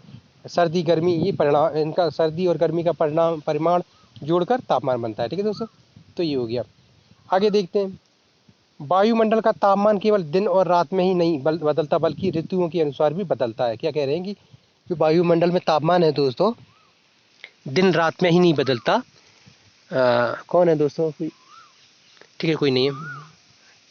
मैंने समझा कोई आ रहा है, मुझे मतलब बुला रहा है ऐसा लगा, सॉरी। आगे देखते हैं। तो आप कहाँ थे हम दोनों? हम लोग वायुमंडल का तापमान केवल दिन और रात में नहीं बदलता, बल्कि ऋतुओं के अनुसार भी बदलता रहता है। शीत ऋतु की अपेक्षा ग्रीष्म ऋतु ज़्यादा गर्म होती है दोस्तों। क्या कह रहे हैं कि जो तापमान होता है मौसम के हिसाब से बदलता है, ठीक है दोस्तों। और कैसे बदलता है तो देखिए, कह रहे हैं कि शीत ऋतु यानी कि सर्दियों में तापमान तापमान यानी कि गर्मी गर्मियों में अधिक पड़ती है, बिल्कुल पड़ती है। हमने देखा है ना, गर्मियों में हमें ठंडी चीज़ें खाने की ज़रूरत पड़ती है। घरों में ही घुसे रहते हैं लोग बाग, घरों से बाहर नहीं निकलते ना। क्यों? क्योंकि गर्मी पड़ रही है, धूप पड़ रही है, हमें मतलब झुलस देने वाली गर्मी लगती है, इसलिए हम बाहर नहीं निकलते। और सर्दियों में क्या है, सर्दियों में मौसम ठंडा रहता है, इसलिए हमें घर में रजाई ओढ़नी पड़ती है, तो ये भी प्रभाव पड़ता है। तो दोस्तों सर्दी, गर्मी, बरसात और ये बसंत मौसम, ये सब पड़ते रहते हैं, इससे हमें मतलब प्रभाव पड़ता है हमारे ऊपर। अब दोस्तों आप कमेंट में ये बताइए, ऋतुएं कितनी प्रकार की होती हैं दोस्तों, प्लीज़ प्लीज़ बताइए दोस्तों, आपसे विनती है। ऋतुएं कितनी प्रकार की होती हैं? वैसे हमें तो मालूम ही है, हम तो आपको इसलिए बता रहे हैं ताकि आप इसको सर्च करके भी कहीं से बताएंगे तो यहाँ पे मतलब हमारे और कोई भाई जो बंधु होंगे जो कमेंट पढ़ रहे होंगे उनको भी मदद मिलेगी, ठीक है दोस्तों। आगे देखिए, ये देखिए, ये कुछ बच्चे हैं, खेल रहे हैं, क्या कर रहे हैं तो देखिए, तापमान मापता है, तापमापी तापमान मापता है दोस्तों। ये बच्ची तापमापी से तापमान नाप रही है, ठीक है दोस्तों। ये देखिए, वायुमंडल मापी, वायुदाब मापी, वायुदाब मापता है, ठीक है दोस्तों। ये वायुदाब मापी है दोस्तों, ठीक है, बच्ची खेल रही है इसे। अब देखिए दोस्तों, ये वर्षा मापी, वर्षा की मात्रा मापता है दोस्तों, ठीक है, तो ये वर्षा मापी है। और देखिए दोस्तों, बात दिग्दर्शी, वर्षा की पवन की दिशा दर्शाता है दोस्तों। ये देखिए ये दोस्तों पवन की दिशा बताता है, पूर्व से पश्चिम की ओर जा रही है या पश्चिम से पूर्व की ओर जा रही है, उत्तर से दक्षिण या दक्षिण से उत्तर, ये मतलब वायु की दिशा बताता है, ठीक है दोस्तों। ये 4 यंत्र है दोस्तों, आप देख लें यहाँ ध्यान से, इनको याद कर लें कौन सा है उपकरण क्या करता है, ठीक है दोस्तों। आगे देखिए क्या है, तो यहाँ पे तापमान पर हमने देख लिया था।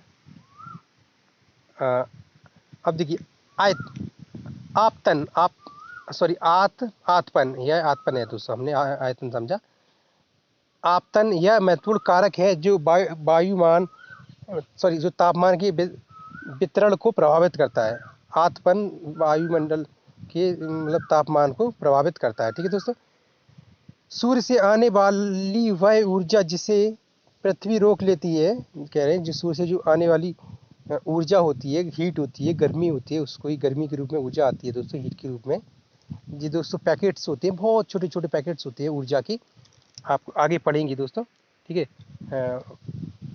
तो ये आते हैं, तो इनको कौन रोक लेता है तो दोस्तों ऊर्जा जैसे पृथ्वी रोक लेती है, पृथ्वी नहीं, पृथ्वी के जो बीच में जो परतें होती हैं वो रोक लेती हैं, पृथ्वी ये कहेंगी, पृथ्वी रोक लेती है, ठीक है दोस्तों। पृथ्वी रोक लेना यहाँ थोड़ा अलग लगेगा, मतलब पृथ्वी के बीच में जो परतें होती हैं वो रोक लेती है, ठीक है दोस्तों। तो ये कहलाता है आपतन, ठीक है दोस्तों, आतपन सॉरी आतपन सॉरी सॉरी आतपन कहलाता है दोस्तों। पृथ्वी के द्वारा ये सोख लेना या रोक लेना आतपन कहलाता है, ठीक है। आगे देखिए क्या कह रहे हैं, आतपन सूर्य तप की मात्रा भूमध्य रेखा से ध्रुवों की ओर घटती है दोस्तों। क्या कह रहे हैं कि जो भूमध्य रेखा है, तो जो भूमध्य रेखा पृथ्वी के बीचों बीच में है दोस्तों, ठीक है। आपने देखा होगा, अगर अध्याय पहला नहीं देखा तो आप अगर देख सकते हैं, एनसीईआरटी पुस्तक में, अच्छा 6 वाले में, ठीक है दोस्तों। विनती है आपसे, आप उनको भी देखें तभी आप ये सब चीज़ें समझेंगे, ठीक है। तो आतपन सूर्य तप की मात्रा भूमध्य रेखा से ध्रुवों की ओर घटती है, क्योंकि देखिए जब किसी बॉल या बड़ी फुटबॉल पर टॉर्च से लाइट डाला जाए तो उसकी जो बीचों बीच पर अधिक पड़ेगा, उसका एक प्रभाव अधिक पड़ेगा, और धीरे धीरे अगर उसके जो केंद्र होते हैं जिससे वो छोर होते हैं ऊपर का और नीचे का, उन पर उनका प्रभाव थोड़ा कम रहेगा, है ना। आप जैसे आप किस तरह से समझ सकती हैं तो उसको आप उस आगे देखने को मिलेगा हम क्या कहना चाहते हैं इसमें, तो देखते हैं क्या है।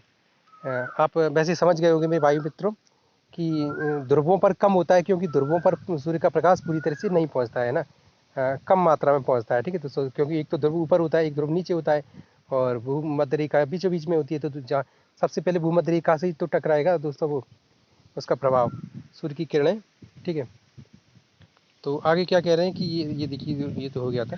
ये देखिए, क्या आप जानते हैं तापमान को मापने की मापन इकाई डिग्री सेल्सियस है। इसका आविष्कार एंडर्स सेल्सियस ने किया था दोस्तों। जो तापमान को नापा जाता है तो उसको किस में नापा जाता है, तो डिग्री में। डिग्री सेल्सियस किसने खोजा था दोस्तों, ये मतलब जो डिग्री सेल्सियस का आविष्कार किसने किया था, तो एंडर्स सेल्सियस ने, उन्होंने अपनी नाम पर ये उपकरण बना दिया, ठीक है दोस्तों।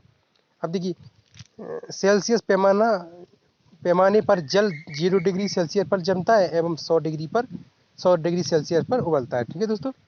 तो ये हो गया, ये कितनी महत्वपूर्ण बात है दोस्तों, किसने किया था ये आपको जानकारी मिल गई, ठीक है। अब आगे क्या कहना चाहते हैं ये, अब आप समझ गए होंगे कि ध्रुव बर्फ से क्यों ढकी रहती है दोस्तों। यदि पृथ्वी का तापमान अत्यधिक बढ़ जाता है तो यह अधिक गर्म हो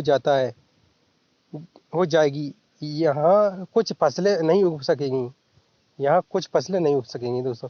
तो दोस्तों वही मैंने बताया कि ध्रुवों तक सूर्य का प्रकाश नहीं पहुँचता है, पहुँचता भी है तो बहुत कम, और बहुत सी ध्रुवों पर ना कि बराबर पहुँचता है, आप ऐसे समझ सकते हैं। भूमध्य रेखा पर सबसे अधिक पड़ता है दोस्तों। इसीलिए भूमध्य रेखा के आसपास जितने भी देश बसे हुए हैं तो वहाँ पर लोग अक्सर मतलब सांवली कलर रंग की पाई जाती है, और वहाँ जो मौसम का प्रभाव है अधिक रहता है, ठीक है दोस्तों। और सबसे ज़्यादा आबादी भी इन्हीं क्षेत्रों में मिलेगी, देखिए दोस्तों आपको, है ना। और भी वजह, बहुत से रीजंस होते हैं, बहुत से परिणाम होते हैं दोस्तों, आप इसको आगे पढ़ेंगे दोस्तों। एक ही अध्याय में आपको सब जानकारी नहीं दी थी एनसीईआरटी, पता नहीं क्यों, जो कुछ भी है। आगे देखिए क्या कह रहे हैं, पर यदि पृथ्वी का तापमान अत्यधिक बढ़ जाता है तो यह इतनी गर्म हो जाएगी कि यहाँ कुछ फसलें नहीं उगेंगी। कह रहे हैं कि पृथ्वी का तापमान अगर अधिक हो जाएगा, अत्यधिक हो जाए, तो यहाँ पे कोई फसल नहीं उगेगी, क्योंकि झुलस जाएगी, जलने लगेगी, है ना। मृदा में कोई मतलब खनिज पदार्थ रहेगा नहीं, है ना। मृदा बिल्कुल जैसे कि बंजर हो जाएगी। जैसे रेगिस्तान जैसे क्षेत्रों में कहाँ होती है दोस्तों, क्योंकि रेगिस्तान में अत्यधिक गर्मी पड़ती है, इसलिए वहाँ की मृदा सूख कर बंजर हो जाती है ना। नमी होना जरूरी है दोस्तों मृदा में, तभी तो पेड़ पौधे उग पाएंगे उसमें।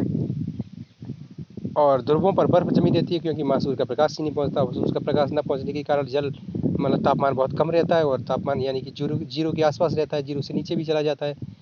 बहुत सी जगहों पर जीरो से नीचे ही रहता है हमेशा, तो इसलिए बर्फ जमी रहती है। आगे कह रहे हैं कि गांव की अपेक्षा शहरों का तापमान बहुत अधिक होता है। क्यों होता है दोस्तों, गांव में पेड़ पौधे अधिक होते हैं, शहरों में इमारतें होती हैं, पेड़ पौधों को काट दिया जाता है। आज भी बहुत सी जगह हो रहा है दोस्तों ये, ठीक है। दिन के समय में एस्फाल्ट से बनी सड़कें एवं धातु और कंक्रीट से बने भवन गर्म हो जाते हैं, और रात के समय वह ऊष्मा मुक्त हो जाता है दोस्तों। इसलिए उसका परिणाम क्या है कि शहरों में गर्मी क्यों पड़ती है, तो इसलिए क्योंकि दिन के समय जो सूर्य का प्रकाश पड़ता है, गांव में तो पेड़ पौधे सूख लेते हैं, और उनको गांव में लोगों को मतलब छाया देते हैं, ठीक है दोस्तों। छाई हिंदी लोकल भाषा का शब्द है दोस्तों, ठीक है। आप उस पर ध्यान न दें, आपको छाया पर ध्यान देना है, ठीक है। छाया देते हैं गांव में पेड़ पौधे। और शहरों में क्या होता है, जो इमारतें बनी हुई हैं, ठीक है, किसकी, तो एस्फाल्ट जो धातु होती है उसकी, और सड़कें गर्म हो रही हैं, हीट पकड़ रही हैं, और मतलब चट्टानों से, पत्थरों से बनती हैं दोस्तों, कंक्रीट बालू पत्थर है, और जी चारकोल वगैरह इनसे, और धातु कंक्रीट वगैरह से भवन बनते हैं ना, तो भवन, रोड, सड़कें, ये सब क्या करती हैं दोस्तों, ये ऊष्मा, दिन के समय ऊष्मा को अवशोषित कर लेती है, इसलिए तो ये हीट छोड़ती हैं दोस्तों, इसलिए शहरों में अधिक गर्मी पड़ती है दोस्तों। इसका आप मतलब अच्छे से मतलब समझ चुके होंगे इसको, ठीक है दोस्तों। और गांव में पेड़ पौधे अधिक होते हैं, तो वो क्या करते हैं, तो सूर्य की ऊष्मा को अवशोषित करके और उसको मतलब लोगों को छाया देते हैं, ठीक है। बस इतना ही, ज़्यादा उसमें आपको माइंड नहीं लगाना, ठीक है। आगे कह रहे हैं कि नगर के भीड़ वाले ऊंचे भवन गर्म वायु को रोक लेते हैं, जिससे नगर का तापमान बढ़ जाता है।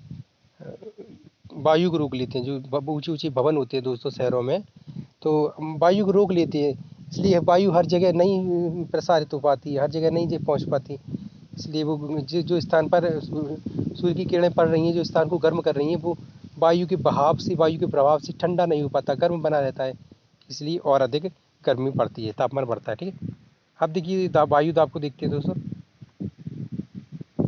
वायु दाब, यह जानकर आपको आश्चर्य होगा कि वायु हमारे शरीर पर उच्च दाब के साथ बल लगाती है दोस्तों। वायु है हमारे शरीर पर उच्च दाब के साथ बल लगाती है। बल क्यों लगाएगी? क्योंकि वायु प्रेशर के साथ चलती है, हमेशा बहती है। ठीक है, हमें इतनी मतलब क्षमता नहीं होती कि वायु के मतलब जो बहाव को रोक सके, है ना। और इसीलिए वायु अत्यधिक उपयोगी भी होती है दोस्तों, आप देखेंगे, है ना, हर जगह वायु का उपयोग होता है दोस्तों, किंतु हम उसका अनुभव नहीं कर सकते। जो हम वायु के जो प्रभाव को, दबाव को अनुभव नहीं करते। हम जैसे कहीं जा रहे हैं तो वायु चल रही है, हम उसके विपरीत दिशा में भी चलते हैं तो कोई भी दिक्कत नहीं आती, क्योंकि हम उसको महसूस नहीं करते कि उसका कितना प्रेशर है। जब कभी वायु तेज चलती है तो हम उसके प्रभाव को, उसके बहाव को महसूस भी करते हैं। हम कभी कभी उड़ते भी हैं वायु के मतलब दबाव में, बहाव में। हम कभी कभी उड़कर थोड़ी दूर, मतलब ऐसे नहीं कि मतलब पर लगाते हो हमारी, नहीं नहीं, थोड़ा हमारी कपड़े उड़ने लगती है। हमें कभी कभी बहुत तेज आंधी आती है तो हम उसके अपोजिट, उसके विपरीत दिशा में नहीं चल पाती है, ऐसा भी होता है दोस्तों। ये तेज वायु का परिणाम होता है तेज। ठीक है, इसलिए क्या कह रहे हैं, किंतु हम उसका अनुभव नहीं करते हैं। किंतु यह इसलिए होता है यह इसलिए होता है कि क्योंकि वायु का दाब हमारे ऊपर सभी दिशाओं में लगता है दोस्तों। जो नॉर्मल वायु चलती है उसका प्रभाव हमारे शरीर पर चारों तरफ लगता है, इसलिए हम उसके नॉर्मल प्रभाव को, नॉर्मल वायु बह रही हो उसको हम महसूस नहीं कर पाते। ठीक है दोस्तों, और हमारा शरीर विपरीत बल लगाता है दोस्तों। ठीक है, आगे कह रहे हैं, पृथ्वी की सतह पर वायु के भार द्वारा लगाया गया दाब वायु दाब कहलाता है दोस्तों। क्या कह रहे हैं, पृथ्वी की सतह पर वायु की भार द्वारा लगाया गया दाब वायु दाब कहलाता है दोस्तों। जो पृथ्वी पर वायु का भार लगता है, भार अपन हम लोग ऐसे महसूस नहीं करते, वायु दाब की यंत्रों के द्वारा महसूस किया जा सकता है, मतलब ज्ञात किया जा सकता है। ठीक है, वायु दाब कहलाता है। ठीक है दोस्तों, ऊपर चित्र में दिया गया था ना कि वायु दाब मापी यंत्र हैं, 4 यंत्र बताए गए थे, आप जाकर देख सकते हैं। आगे कह रहे हैं कि वायुमंडल में ऊपर की ओर जाने पर दाब तेजी से गिरने लगता है। जब वायुमंडल में ऊपर की ओर जाएंगे दोस्तों तो वायु दाब घटेगा। क्यों घटेगा? क्योंकि हम मतलब ऊपर जा रहे हैं, यानी कि वायु के ऊपर आ गए, है ना। अब जैसे उस उदाहरण को इस तरह से समझ सकते हैं दोस्तों कि मान के चलिए मेघ है, बादल हो रही है, बादल में वर्षा हो रही है। यदि हम बादलों पर किसी प्रकार से बादलों के ऊपर निकल जाएं तो हमारे ऊपर वर्षा क्यों नहीं होगी? इसलिए नहीं होगी क्योंकि हम बादलों के ऊपर चले गए हैं ना, इसीलिए उनका प्रभाव नहीं पड़ेगा। इसलिए ये इसी प्रकार यहाँ कह रहे हैं कि वायु दाब हम पर कम प्रभाव पड़ेगा। क्यों पड़ेगा? जब हम ऊपर पहुँचेंगे थे ना, तो कुछ मात्रा में, तो जैसे 1 किलोमीटर ऊपर पहुँच गए तो वहाँ पे वायु दाब कम होगा, क्योंकि 1 किलोमीटर क्षेत्र को हमने पार कर लिया। 1 किलोमीटर जितने 1 किलोमीटर मोटा जितना जो क्षेत्र था, वो हमारे ऊपर जितना दबाव डालता, तो उसको हमने ऊपर, उसको क्रॉस करके ऊपर आ गए हैं ना, तो उसका हमारे ऊपर दबाव कम पड़ेगा, है ना। इसी प्रकार 2 किलोमीटर, 4 किलोमीटर, 8 किलोमीटर, है ना, इसी का परिणाम है दोस्तों। हिमालय जैसे पहाड़ों पर, आप पहाड़ी क्षेत्रों में आप जाते हैं तो वहाँ पे हमें वायु दाब कम महसूस होता है ना। वो इसीलिए होता है ना। और कभी कभी तो हमें मतलब पहाड़ी क्षेत्रों में जाते वक्त हमें ऑक्सीजन की भी कमी महसूस होने लगती है, क्योंकि वायु वहाँ पर विरल हो जाती है, सघन नहीं होती, घनी मात्रा में नहीं रहती। ठीक है, वायु की मात्रा कम होने लगती है। ठीक है, आगे अध्याय में आप और बहुत अच्छे से पढ़ेंगे दोस्तों। आगे देखिए क्या करें, और ऊंचाई पर जाने पर घट जाता है। वायु दाब का क्षैतिज वितरण किसी स्थान पर उपस्थित वायु की ताप द्वारा प्रभावित होता है दोस्तों। कह रहे हैं कि क्षैतिज वितरण किसी स्थान पर उपस्थित वायु के ताप द्वारा प्रभावित होता है। वायु की जो ताप के द्वारा प्रभावित होता है तो वो प्रभावित करता है दोस्तों क्षैतिज क्षेत्र में। जैसे कि हम मतलब किसी पठार क्षेत्र पर जाएं तो वहाँ पर वायु का प्रभाव हमारे ऊपर अलग पड़ेगा, और किसी मतलब पहाड़ पर जाएंगे तो वहाँ कुछ अलग प्रकार से पड़ेगा, है ना। तो इन चीज़ों के बारे में बता रहे हैं, और कह रहे हैं कि अधिक तापमान वाले क्षेत्रों में वायु गर्म होकर ऊपर उठती है, यह निम्न दाब वाले क्षेत्र बनाता है। तो जैसे कि कहीं किसी क्षेत्र में किसी क्षेत्र में दोस्तों अधिक गर्मी पड़ रही है, सूर्य की किरणें ज़्यादा हैं, है ना, हीट बहुत अधिक है, तो वहाँ क्या होगा, तो वहाँ दोस्तों ये वायु गर्म होकर ऊपर उठेगी। देखिए जैसे धुआं ऊपर उठता है, धुआं क्या होता है, धुआं हमेशा गर्म होता है दोस्तों, है ना। और कोहरा हमेशा कोहरे में ठंडक होती है, नमी होती है दोस्तों, तो कोहरा कभी ऊपर नहीं उठता दोस्तों। कोहरा ज़मीन से लेकर ऊंचाई तक होता है दोस्तों। जहाँ जो कण है वहीं रहेगा दोस्तों, है ना। कोहरे में हल्की फुल्की एक्टिविटीज़ रहती है ना, लेकिन नॉर्मल अपने स्तर पर रहेगा। लेकिन धुआं दोस्तों गर्मी के कारण ऊपर उठता है। इसी प्रकार दोस्तों बता रहे हैं कि जब गर्मी पड़ती है किसी क्षेत्र में, तो वहाँ जो वायु होती है गर्म होकर ऊपर उठती है। हमेशा गर्म चीज़ें ऊपर ही जाती हैं, गर्म होकर हल्की हो जाती हैं और ऊपर उठती हैं। क्यों हल्की क्यों हो जाती हैं? तो उसमें वायु नमी की कमी हो जाती है, ठीक है दोस्तों। इसलिए आगे कह रहे हैं कि यह निम्न दाब क्षेत्र बनाता है। निम्न दाब क्षेत्र माने मतलब उस क्षेत्र को वह क्षेत्र बना लेता है जहाँ दाब निम्न होगा, यानी कि निम्न दाब क्षेत्र बना लेता है, ठीक है। आगे कह रहे हैं कि निम्न दाब बादल युक्त आकाश एवं नम मौसम के साथ जुड़ा होता है दोस्तों। निम्न दाब क्षेत्र है दोस्तों, तो बादल युक्त आकाश एवं नम मौसम के साथ जुड़ा होता है। तो जो निम्न दाब क्षेत्र होता है तो बादल युक्त आकाश बनने लगती है, जो वायु जाएगी ऊपर उड़कर, तो वहाँ पर गैस की अंबार बनेगी दोस्तों, बादल बनेगी दोस्तों, है ना।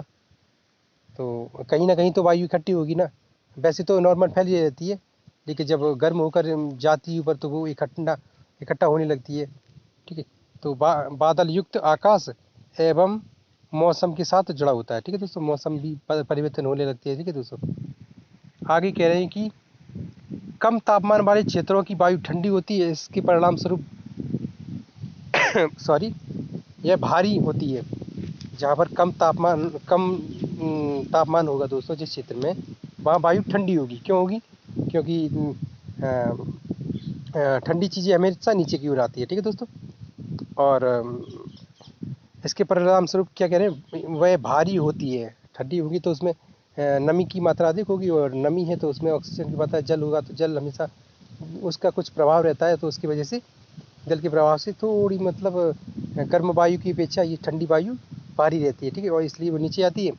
आगे क्या करें, भारी वायु निमज्जित होकर उच्च दाब क्षेत्र बनाती है दोस्तों। भारी वायु होती है दोस्तों, तो निमज्जित होकर क्या करती है, तो उच्च दाब बनाती है, यानी कि दाब का प्रभाव उच्च होने लगता है, ठीक है। तो आगे क्या कह रहे हैं कि उच्च दाब बनाती है। उच्च दाब के कारण स्पष्ट एवं स्वच्छ आकाश होने लगता है दोस्तों। तो उच्च दाब के कारण क्या होता है, तो सॉरी मैं कहीं और शिफ्ट हो जाता हूँ, धूप पड़ने लगी है दोस्तों। मुझ पर भी वायु दाब पड़ रहा है क्या? कुछ नहीं, आगे देखते हैं। कारण स्पष्ट एवं स्वच्छ आकाश होने लगता है। तो दोस्तों जहाँ कहीं आपने देखा होगा नॉर्मल मतलब ज़्यादा गर्मी नहीं है, या ज़्यादा सूर्य की प्रकाश अधिक नहीं है, या कुछ हीट कम है, तो वहाँ मौसम साफ सा हो जाता है। साफ क्यों हो जाता है कि मतलब यही प्रभाव पड़ता है कि वायु दाब कम मतलब भारी हो जाता है वायु दाब। और वायु दाब जो भारी हो जाता है, तो एक तरह से जो जो निमज्जित प्रक्रिया है जो, इसके कारण उच्च दाब क्षेत्र बन जाता है, और उसके कारण मौसम स्वच्छ हो जाता है, ठीक है। अब आपको यहाँ नहीं समझ में आया तो आगे अध्याय में ये सब समझ में आएगा। आगे नहीं दिया गया हो तो कच्चे 8वीं में आएगा, 8वीं में नहीं तो 9वीं में, 10वीं में।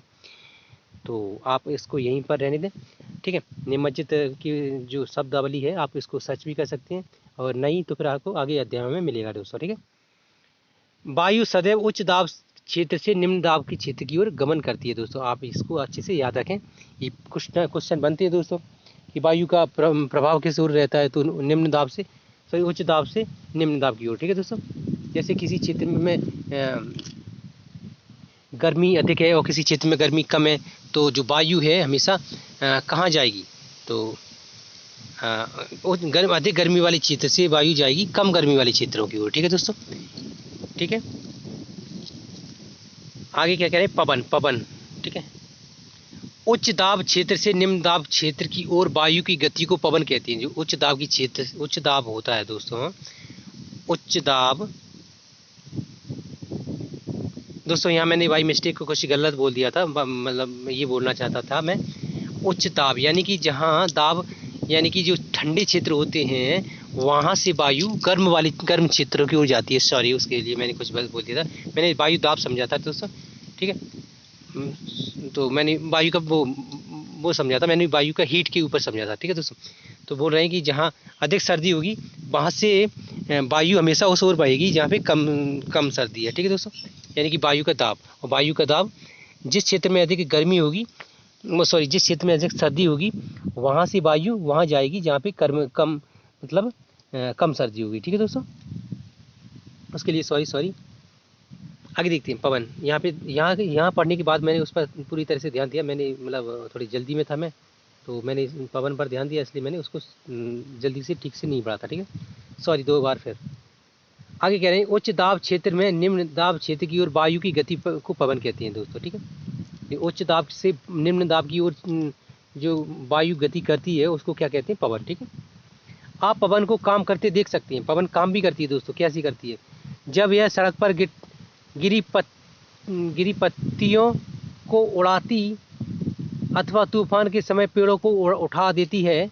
कभी कभी जब पवन धीरे बहती है तो आप इसे महीन धूल या धुएं को उठाते देख सकते हैं।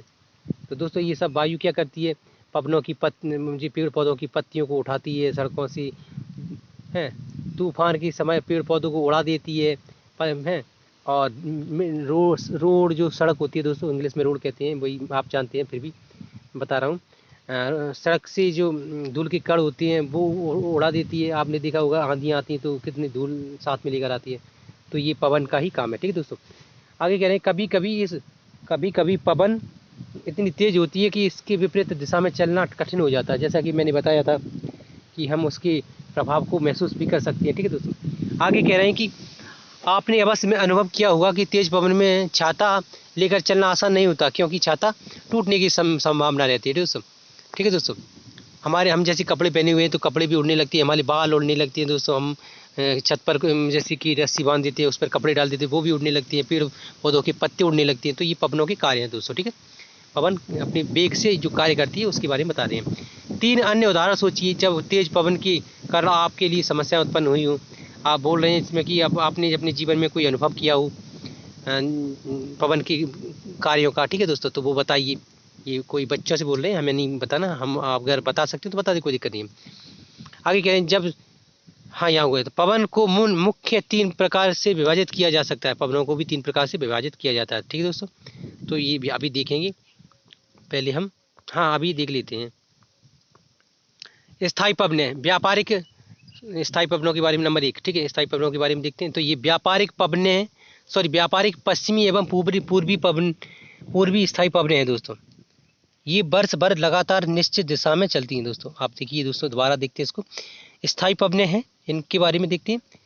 स्थायी पवनें क्या होती हैं, तो व्यापारिक पश्चिमी एवं पूर्वी पवनें स्थायी पवनें हैं दोस्तों, ठीक है। व्यापारिक पश्चिमी एवं पूर्वी पवनें स्थायी पवनें हैं दोस्तों, ये वर्ष भर चलती रहती हैं, ठीक है दोस्तों, इन्हें स्थायी पवनें कहते हैं, ठीक है दोस्तों। और नंबर 2 मौसमी पवनें, ये देखिए मौसमी पवनों को, ये पवनें विभिन्न ऋतुओं में अपनी दिशा बदलती रहती हैं। उदाहरण के लिए भारत में मानसून पवनें, ठीक है दोस्तों। देखिए मौसमी पवनें को एक बार फिर देखते हैं। ये पवनें विभिन्न ऋतुओं में अपनी दिशा बदलती रहती हैं। उदाहरण के लिए भारत में मानसूनी पवनें, ठीक है दोस्तों, ये मौसमी पवनें, ठीक है। अब आगे देखिए नंबर 3 स्थायी पवनें दोस्तों। स्थायी पवनें क्या है, तो ये पवनें किसी छोटे क्षेत्र में वर्ष या दिन के किसी विशेष समय में चलती हैं। तो वर्ष या दिन के किसी विशेष समय में चलती हैं, ठीक है। उदाहरण के लिए स्थल एवं समुद्री समीर, ठीक है दोस्तों। ये इनका कार्यकाल साल भर तक हो सकता है या कोई एक दिन तक हो सकता है दोस्तों, 24 घंटे के लिए भी होता है, साल भर के लिए भी होता है, तो ठीक है। ये स्थायी पवनें ये 1 साल के लिए भी स्थायी रहती हैं किसी स्थान पर, या और कहीं स्थान पर ये एक दिन 24 घंटे के लिए भी स्थायी रहती हैं, उसके बाद बदल जाती होंगी, ठीक है। तो ये देखिए उदाहरण के लिए क्या कह रहे हैं, तो स्थलीय समीर और स्थल एवं समुद्री समीर, जो समुद्रों के किनारे चलती हैं वो पवनें, और जो स्थल पर रेगिस्तानी क्षेत्रों में मैदानी क्षेत्रों में चलती हैं वो समीर, ठीक है दोस्तों। ये आगे देखिए, क्या आपको भारत के उत्तरी क्षेत्र की गर्म एवं शुष्क स्थानीय पवनें याद हैं, जिसे लू कहते हैं? बिल्कुल दोस्तों याद है। ये किस क्षेत्र में चलती है, तो मध्य प्रदेश, उत्तर प्रदेश, राजस्थान, हरियाणा, पंजाब, दिल्ली, जिसमें और यूपी, बिहार, इन क्षेत्रों में भी चलती हैं, लगभग काफ़ी बड़े क्षेत्र में चलती हैं, ठीक है दोस्तों। तो ये हो गई। इसको ये देखते हैं दोस्तों, इसको ये 90 डिग्री उत्तरी अक्षांश, ठीक है, ये उत्तरी और ये दक्षिणी अक्षांश, ठीक है दोस्तों। ये इसको ये क्या है ये दोस्तों, प्रमुख वायुदाब पेटियाँ दोस्तों, ये वायुदाब की पेटियाँ हैं। यहाँ उच्च दाब वायुदाब है दोस्तों। ये यहाँ क्यों उच्च दाब है दोस्तों, क्योंकि यहाँ सूर्य की किरणें अधिक नहीं पड़ती, ठीक है, और वायु ठंडी होती है, इसलिए यहाँ उच्च वायुदाब है, ठीक है दोस्तों। और ध्रुवीय पूर्वी पवन है, ये ध्रुवों की पूर्वी पवन है दोस्तों, ये पूर्व की ओर से बहती है, ठीक है दोस्तों। अधो ध्रुवीय निम्न दाब वाली पवनें हैं दोस्तों, ठीक है। और ये सनातन पछुआ पवनें हैं दोस्तों, सनातन पछुआ पवनें, ये दक्षिण से चल रही हैं दोस्तों, मतलब पश्चिम से दक्षिणी पश्चिमी, ठीक है दोस्तों। ये उपोष्ण उच्च दाब यानी हॉर्स अक्षांश है दोस्तों, ठीक है दोस्तों। ये उत्तरी ध्रुव के अंतर्गत ही आती हैं ये सब चीज़ें, ठीक है दोस्तों। ये देखिए, ये चीज़ें, ये चार चीज़ें उत्तरी ध्रुव के अंतर्गत आ रही हैं, ठीक है दोस्तों। ये बीच में उत्तरी ध्रुव का ड्रॉप पड़ा हुआ है, ठीक है दोस्तों। ये नहीं है दोस्तों, सॉरी, ये भी है उत्तर पूर्वी व्यापारिक पवनें, ये इतना, ठीक है। इसके ये बीचों बीच में तो ये लाइन है, ठीक है। ये भूमध्य रेखीय निम्नदाब डोल ड्रम, ठीक है दोस्तों। इसके ऊपर ये दोस्तों ये है ना, इसके ऊपर ये देखिए इतना है, ये उत्तरी ध्रुव का क्षेत्र है दोस्तों। और इसके ये नीचे जो क्षेत्र है दोस्तों, ये दक्षिणी ध्रुव का क्षेत्र है, ठीक है दोस्तों।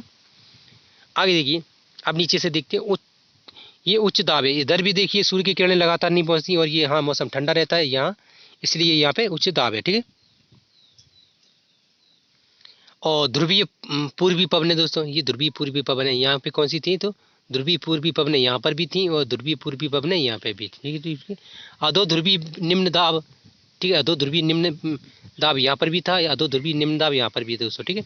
लगभग दोनों एक्टिविटीज समान ही है दोस्तों, दोनों क्रियाएं एक जैसी ही हैं, दोनों जो हलचल हो रही हैं एक जैसी ही हैं दोस्तों, लेकिन ये उत्तरी और दक्षिणी भागों में विभाजित है, ठीक है दोस्तों। ये सनातन पछुआ पवन है दोस्तों, यहाँ पर भी सनातन पछुआ पवन है, ठीक है। उपोष्ण उच्च दाब हॉर्स अक्षांश इधर भी है, ठीक है दोस्तों। दक्षिणी पूर्वी व्यापारिक पवनें इधर भी है दोस्तों, ठीक है। तो ये है बीच में भूमध्य रेखीय निम्न दाब डोल ड्रम, ठीक है दोस्तों। ये कर्क रेखा है उत्तरी ध्रुव की ओर, और ये दक्षिण ध्रुव की ओर ये मकर रेखा है, ठीक है दोस्तों। अब क्वेश्चन ऐसे बन जाता है, कर्क रेखा किस क्षेत्र में, उत्तरी ध्रुव में या दक्षिण ध्रुव में, ठीक है। मकर रेखा किस क्षेत्र में, तो कर्क, ठीक है, उत्तरी ध्रुव में या दक्षिणी ध्रुव में। तो ये क्वेश्चन बन जाते हैं, और ये ऐसे और भी क्वेश्चन बन सकते हैं दोस्तों। तो आगे आप पढ़ेंगे तब इसके क्वेश्चन सॉल्व करेंगे दोस्तों। आप ये देखिए चक्रवात को पढ़ते हैं दोस्तों, ये चक्रवात है, ठीक है दोस्तों। प्राकृतिक आवेग, ये प्राकृतिक आवेग होता है, आवेग यानी कि हवा का प्रभाव, ठीक है दोस्तों, यानी कि पवनें, ठीक है। पवनों को ही एक तेज रूप में हम आवेग कह सकते हैं दोस्तों, ठीक है।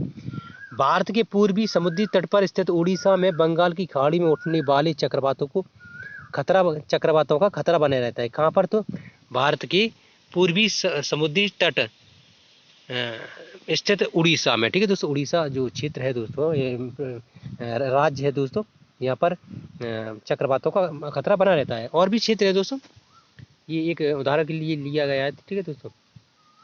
आगे कह रहे हैं 17-18 अक्टूबर 1999 को राज्य के 5 जिलों में चक्रवात आया।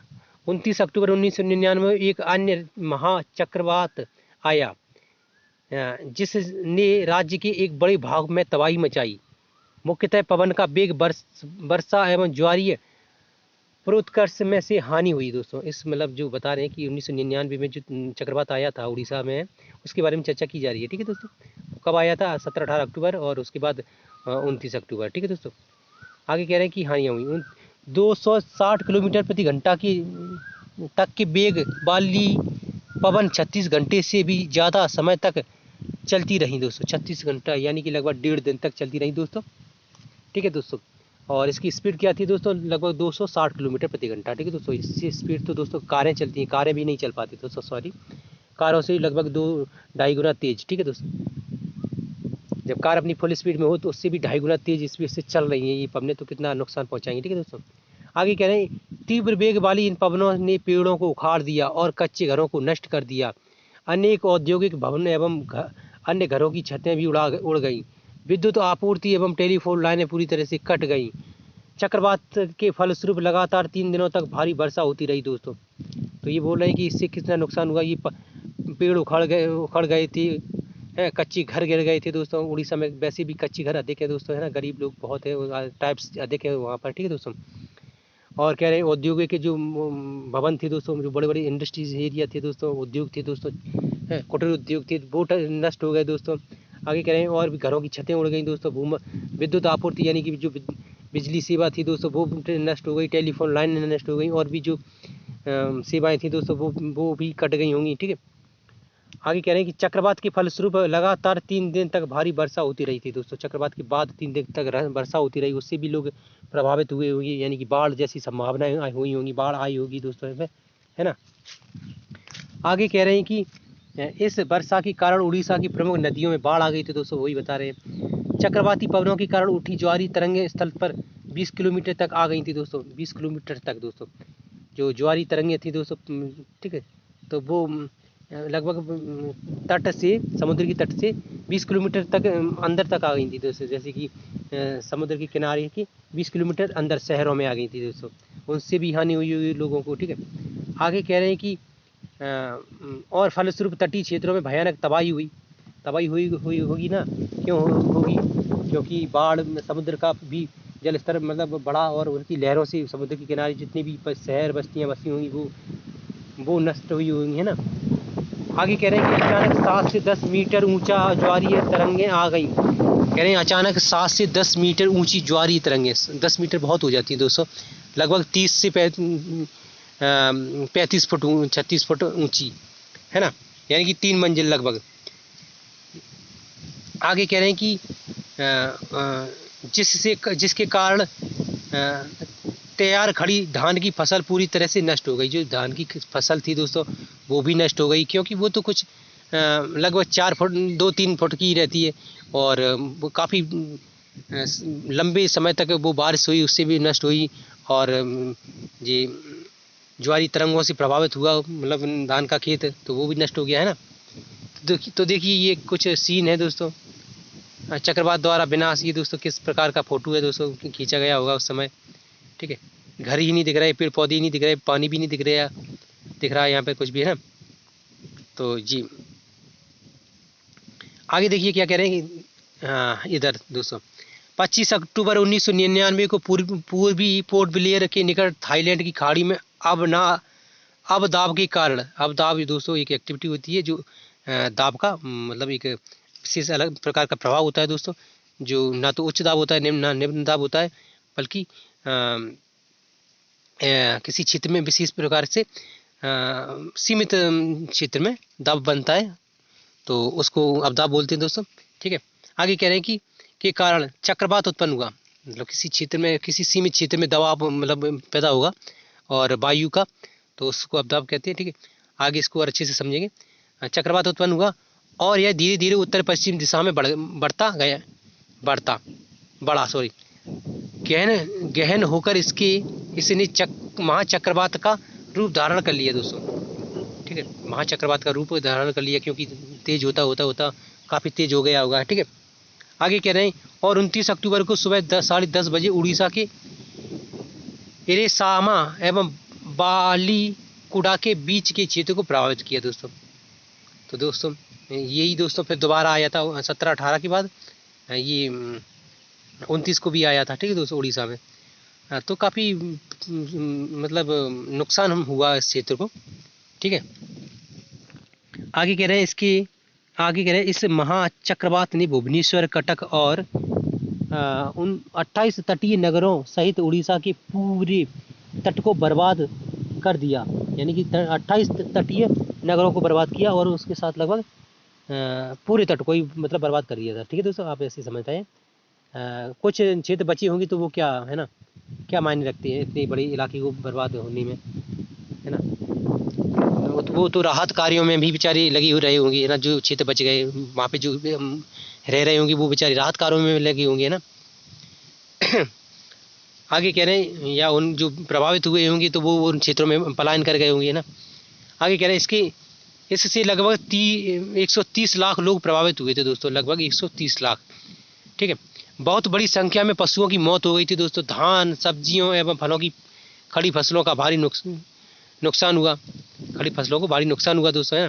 ज्वारीय प्रोत्कर्ष से उत्पन्न हुई लवणता के कारण कृषि योग्य विशाल भू क्षेत्र अनुपजाऊ हो गया। तो दोस्तों कितना नुकसान हुआ, पशु मर गए, धान फल और ये सब्जियों के खेत नष्ट हो गए, और जो ज्वारीय तरंगें आई थी उनके कारण जो उनमें जो नमक की मात्रा रहती है समुद्र में, देखिए आपने जानते ही दोस्तों, समुद्र में नमक की मात्रा अधिक होती है, तो उसमें लवणता के कारण जो खेत होती है, खेतों की उपजाऊपन होता है दोस्तों, वो बेकार हो गया, वो नष्ट हो गया, है ना। किसी भी खेत में अगर अधिक लवणता आ जाएगी तो दोस्तों वो उपजाऊ नहीं रहेगा दोस्तों, वो अनउपजाऊ होने लगेगा। ठीक है, तो फिर वो धीरे धीरे मतलब खाद वगैरह डालकर उसको उपजाऊ किया जाता है दोस्तों, है ना। आगे कह रहे हैं साल, सागवान एवं बांस के बाग वाली विशाल भू क्षेत्र नष्ट हो गए। तो वहाँ जो साल, सागौन और जो बांस के जो क्षेत्र थे दोस्तों, बड़ी बड़ी विशाल क्षेत्र थे दोस्तों, वो नष्ट हो गए, है ना, हो ही जाएंगे। पारादीप एवं कोणार्क के बीच स्थित मैंग्रोव के जंगल लुप्त हो गए दोस्तों। ये कोणार्क और पारादीप के जो बीच मैंग्रोव की जंगल हैं दोस्तों, ये काफ़ी मानसून को प्रभावित करती हैं दोस्तों, आकर्षित करती है दोस्तों, ये नष्ट हो गए दोस्तों, होंगे ही, है ना, इतनी बड़ी विशाल भयानक आपदा की वजह से। आगे कह रहे हैं कि देखिए ये दोस्तों, ये देख लेते हैं क्या है, ठंडी वायु और गर्म वायु। ठीक है दोस्तों, ये ठंडी वायु आई और ये गर्म वायु, ठंडी वायु नीचे आती है और गर्म वायु ऊपर उठती है। ठीक है दोस्तों, चक्रवात में। और ये आर्द्र वायु, आर्द्र यानी गर्म वायु, ठीक है दोस्तों, जिसमें आर्द्रता होती है। ठीक है, ये पर्वतीय वर्षा होती है। ठीक है दोस्तों, ये वर्षा का प्रकार बता रहे हैं दोस्तों, है ना। ये चक्रवाती वर्षा किस प्रकार होती है, तो दोस्तों ये देखिए इस प्रकार होती है, ठंडी वायु आई और गर्म वायु आई, दोनों टकराई तो गर्म वायु ऊपर उठेगी, ऊपर उठकर ठंडी होगी और वो वायु का रूप ले लेगी, तो इस प्रकार चक्रवाती वर्षा होती है। ठीक है, और ये आर्द्र वायु आई, ये आर्द्र माने गर्म वायु होती है, ये दोस्तों बह रही है जैसे किसी क्षेत्र में। ठीक है, अक्सर ये पहाड़ी क्षेत्रों में बहती है। ठीक है दोस्तों, गर्म वायु तो ये पहाड़ियों से टकरा कर ये बादलों का रूप ले लेती है। तो मतलब वायु का रूप तो वैसे ही ले लेती है, पर उस वो पहाड़ों से जो बादल होते हैं टकरा जाते हैं, तो ये इससे पर्वतीय वर्षा होती है। ठीक है दोस्तों, और ये एक संवहनी वर्षा है दोस्तों। ठीक है, ये कैसे होती है, तो गर्म वायु नीचे से उठती है और ऊपर जाकर ठंडी हो जाती है और वर्षा का बादलों का रूप ले लेती है और वर्षा कर देती है। ठीक है दोस्तों, ये वर्षा के प्रकार है 3। ठीक है दोस्तों, बाकी इसके बारे में आप आगे और अच्छे से पढ़ेंगे। ठीक है दोस्तों, आगे क्या कह रहे हैं, तो ये यहाँ मैंने देखा नहीं, ये आर्द्रता, जब जल पृथ्वी एवं विभिन्न जलाशयों में बाष्पित होता है तो यह जल वाष्प बन जाता है। वायु में किसी भी समय जल वाष्प की मात्रा को आर्द्रता कहते हैं दोस्तों। क्या कह रहे हैं, जल पृथ्वी एवं विभिन्न जलाशयों से बाष्पित होता है तो यह जल वाष्प बन जाता है। तो जो जल है ना, जलाशय तालाबों में होता है, तो वो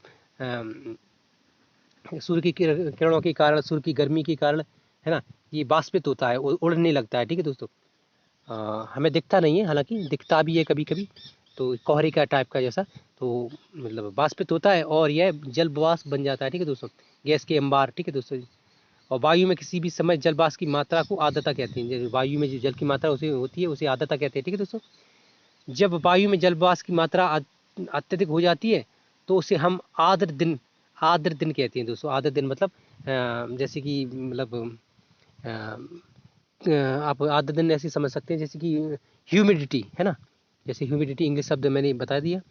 ये मतलब थोड़ा याद नहीं आ रहा था, अचानक याद आ गया। ह्यूमिडिटी जैसे कि मतलब बहुत कहते हैं कि अरे आज उमस ज़्यादा है ना, तो उमस कहते हैं, उमस भी कह सकते हैं, उमस एक देसी भाषा का शब्द है, नॉर्मल आप समझ सकते हैं। अक्सर लोग बोलते हैं जब वायु में जल वाष्प की मात्रा अत्यधिक हो जाती है तो उसे हम आर्द्र दिन कहते हैं, उमस भरा दिन कहते हैं। ठीक है दोस्तों, आप अच्छे से समझ गए होंगे। जैसे जैसे वायु गर्म होती जाती है उसकी जल वाष्प धारण करने की क्षमता बढ़ने लगती है दोस्तों। ठीक है, तो जब उसमें वायु गर्म होती है तो उसमें जल वाष्प की धारण करने की क्षमता अधिक हो जाती है। आगे उसका परिणाम क्या होता है, और इस प्रकार यह और अधिक आर्द्र हो जाती है, उसकी आर्द्रता और बढ़ती जाती है। ठीक है दोस्तों, आर्द्र दिन में कपड़े सूखने में काफ़ी समय लगता है। जो आर्द्र दिन होते हैं, उमस भरी दिन होते हैं दोस्तों, तो उन दिनों कपड़ा मुश्किल से सूखता है। क्यों सूखता है, क्योंकि पहले से ही जो धूप है उसमें नमी है ना। ये अक्सर ये मौसम कब देखने को मिलता है, तो बरसात होने के जैसे 2-4 दिन बरसात हुई उसके बीच जो जैसे आज बारिश हुई तो 1-2 दिन बाद देखने को मिलेगा ये उमस भरा दिन, ठीक है। या बरसात के दिन, जैसे बरसात ख़त्म होती है उसके कुछ दिन बाद देखने को मिलता है, या बरसात होने की कुछ समय पहले मिलता है, तो ये होता है। तो बरसात के आसपास ही मतलब समय में मिलता है, ठीक है दोस्तों। आगे कह रहे हैं एवं हमारे शरीर से पसीना आसानी से सूखता और हम सहज महसूस करते हैं, ठीक है दोस्तों। क्या कह रहे हैं कपड़े सूखने में काफ़ी समय लगता है और एवं हमारे शरीर से पसीना आसानी से नहीं सूखता। हाँ, ये कह रहे हैं हमारे शरीर से पसीना जो है आसानी से नहीं सूखता, ठीक है, क्योंकि ह्यूमिडिटी कहती है, हम उमस महसूस करते हैं, हमें कुछ अच्छा नहीं लगता दोस्तों, ठीक है। और आगे कह रहे हैं कि हम असहज महसूस करते हैं, मतलब हमें कुछ अच्छा सा नहीं लगता है ना, ऐसा लगेगा कि क्या क्या क्या ये हो गया, तो ये बता रहे हैं। आगे कह रहे हैं कि जब जल वाष्प ऊपर उठता है तो यह ठंडा होना शुरू हो जाता है और जल वाष्प संघनित होकर ठंडा होकर जल की बूंदें बनती हैं, ठीक है। वही वर्षा का एक रूप बता रहे हैं, ये 3 प्रकार की बारिश दिखाई जा रही थी इधर, तो उसके बारे में बात चल रही है। जल वाष्प संघनित होकर ठंडा होकर जल की बूंदें बनाते हैं। बादल इन्हीं जल बूंदों का ही एक समूह होता है, जो बादल बनती हैं दोस्तों, इन्हीं बूंदों का समूह होता है, ठीक है दोस्तों। आप समझ रहे हैं क्या कह रहे हैं। जब जल की ये बूंदें इतनी भारी हो जाती हैं कि वायु में तैर न सकें, तब ये बरसड़ के रूप में नीचे आ जाती हैं दोस्तों, हैं, वर्षा के रूप में नीचे आती हैं।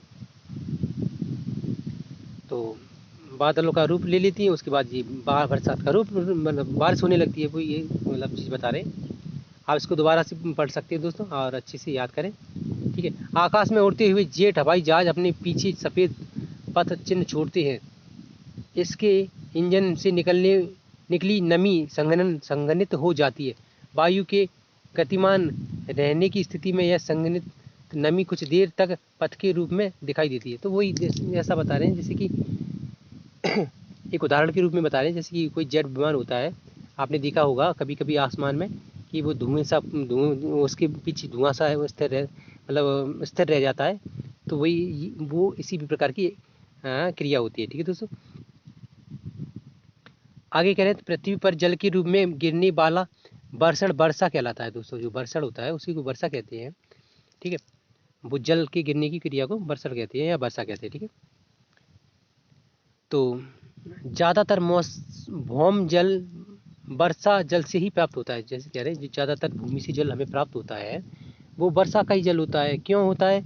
क्योंकि नमी सोख लेती है, सॉरी ज़मीन जो बारिश के जल को सोख लेती है और सोख कर हमें फिर ज़मीन में पानी वो इकट्ठा हो जाता है, इसलिए हमें ज़मीन से पानी मिलता है, ठीक है दोस्तों। भौम जल यानी कि भूमि का जल, ठीक है। इसीलिए तो कहते हैं कि भाई बरसात नहीं होगी तो हमें पीने को पानी भी नहीं मिलेगा। और कहीं कहीं देखिए दोस्तों जहाँ बारिश कम होती है वहाँ कुएँ, हैंडपम्प और कुएँ में पानी भी बहुत कम मिलता है ना, या मिलेगा भी तो बहुत गहराई तक। वर्षा हमारे लिए बहुत महत्वपूर्ण है दोस्तों, है ना। और आगे कह रहे हैं पौधे जल संरक्षण में मदद करती है। जो पौधे होते हैं ना, जल संरक्षण में भी मदद करती है।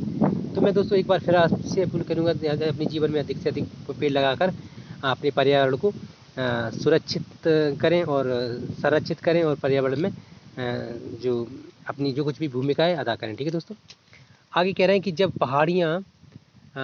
पहाड़ी पार्श्वों से पेड़ काटे जाते हैं, वर्षा जल एवं अनावृत पहाड़ों में नीचे बहने लगता है दोस्तों। तो कह रहे हैं कि जो पहाड़ों से पेड़ पौधे काटे जाते हैं तो उनसे क्या होता है कि अनावृत पहाड़ों से नीचे बहने लगता है। जो वर्षा का जल होता है नीचे आने लगता है, यानी कि वर्षा पहाड़ों पर होना बंद होने लगती है। या यूँ कहें कि वर्षा वो क्षेत्र बरसात को आकर्षित नहीं कर पाती, ठीक है दोस्तों।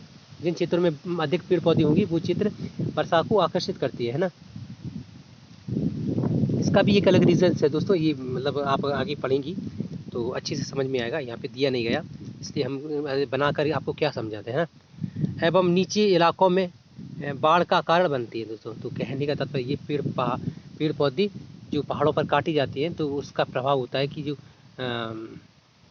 पेड़ पौधों को आकर्षित नहीं करेंगी, तो जो हिम नदियाँ होती हैं और जो पहाड़ों पर जो बर्फ़ जमी रहती है वो पिघलने लगती है ना। सूर्य की किरणें जो डायरेक्ट पड़ती हैं वैसे पेड़ पौधों में ऑब्जर्व कर ली जाती हैं, ठीक है। तो इस प्रकार से जो नदियाँ पिघलेंगी और ये सूर्य की किरणों से, तो उसका जल कहाँ आएगा मैदानी क्षेत्रों में, तो वहाँ बाढ़ का मतलब कारण बनती हैं, ठीक है, ये नदियाँ। तो ये चीज़ को बता रहे हैं। आगे कह रहे हैं कि क्रियाविधि आधार पर वर्षा के 3 प्रकार होते हैं: संवहनी वर्षा, पर्वतीय वर्षा एवं चक्रवाती वर्षा। ये आपने पढ़ ही लिया, ठीक है दोस्तों। आगे देखिए, ये देखिए क्या कह रहे हैं, पौधे तथा जीव जंतुओं के जीवित रहने के लिए वर्षा बहुत महत्वपूर्ण है। तो ये आप सभी जानते ही है ना।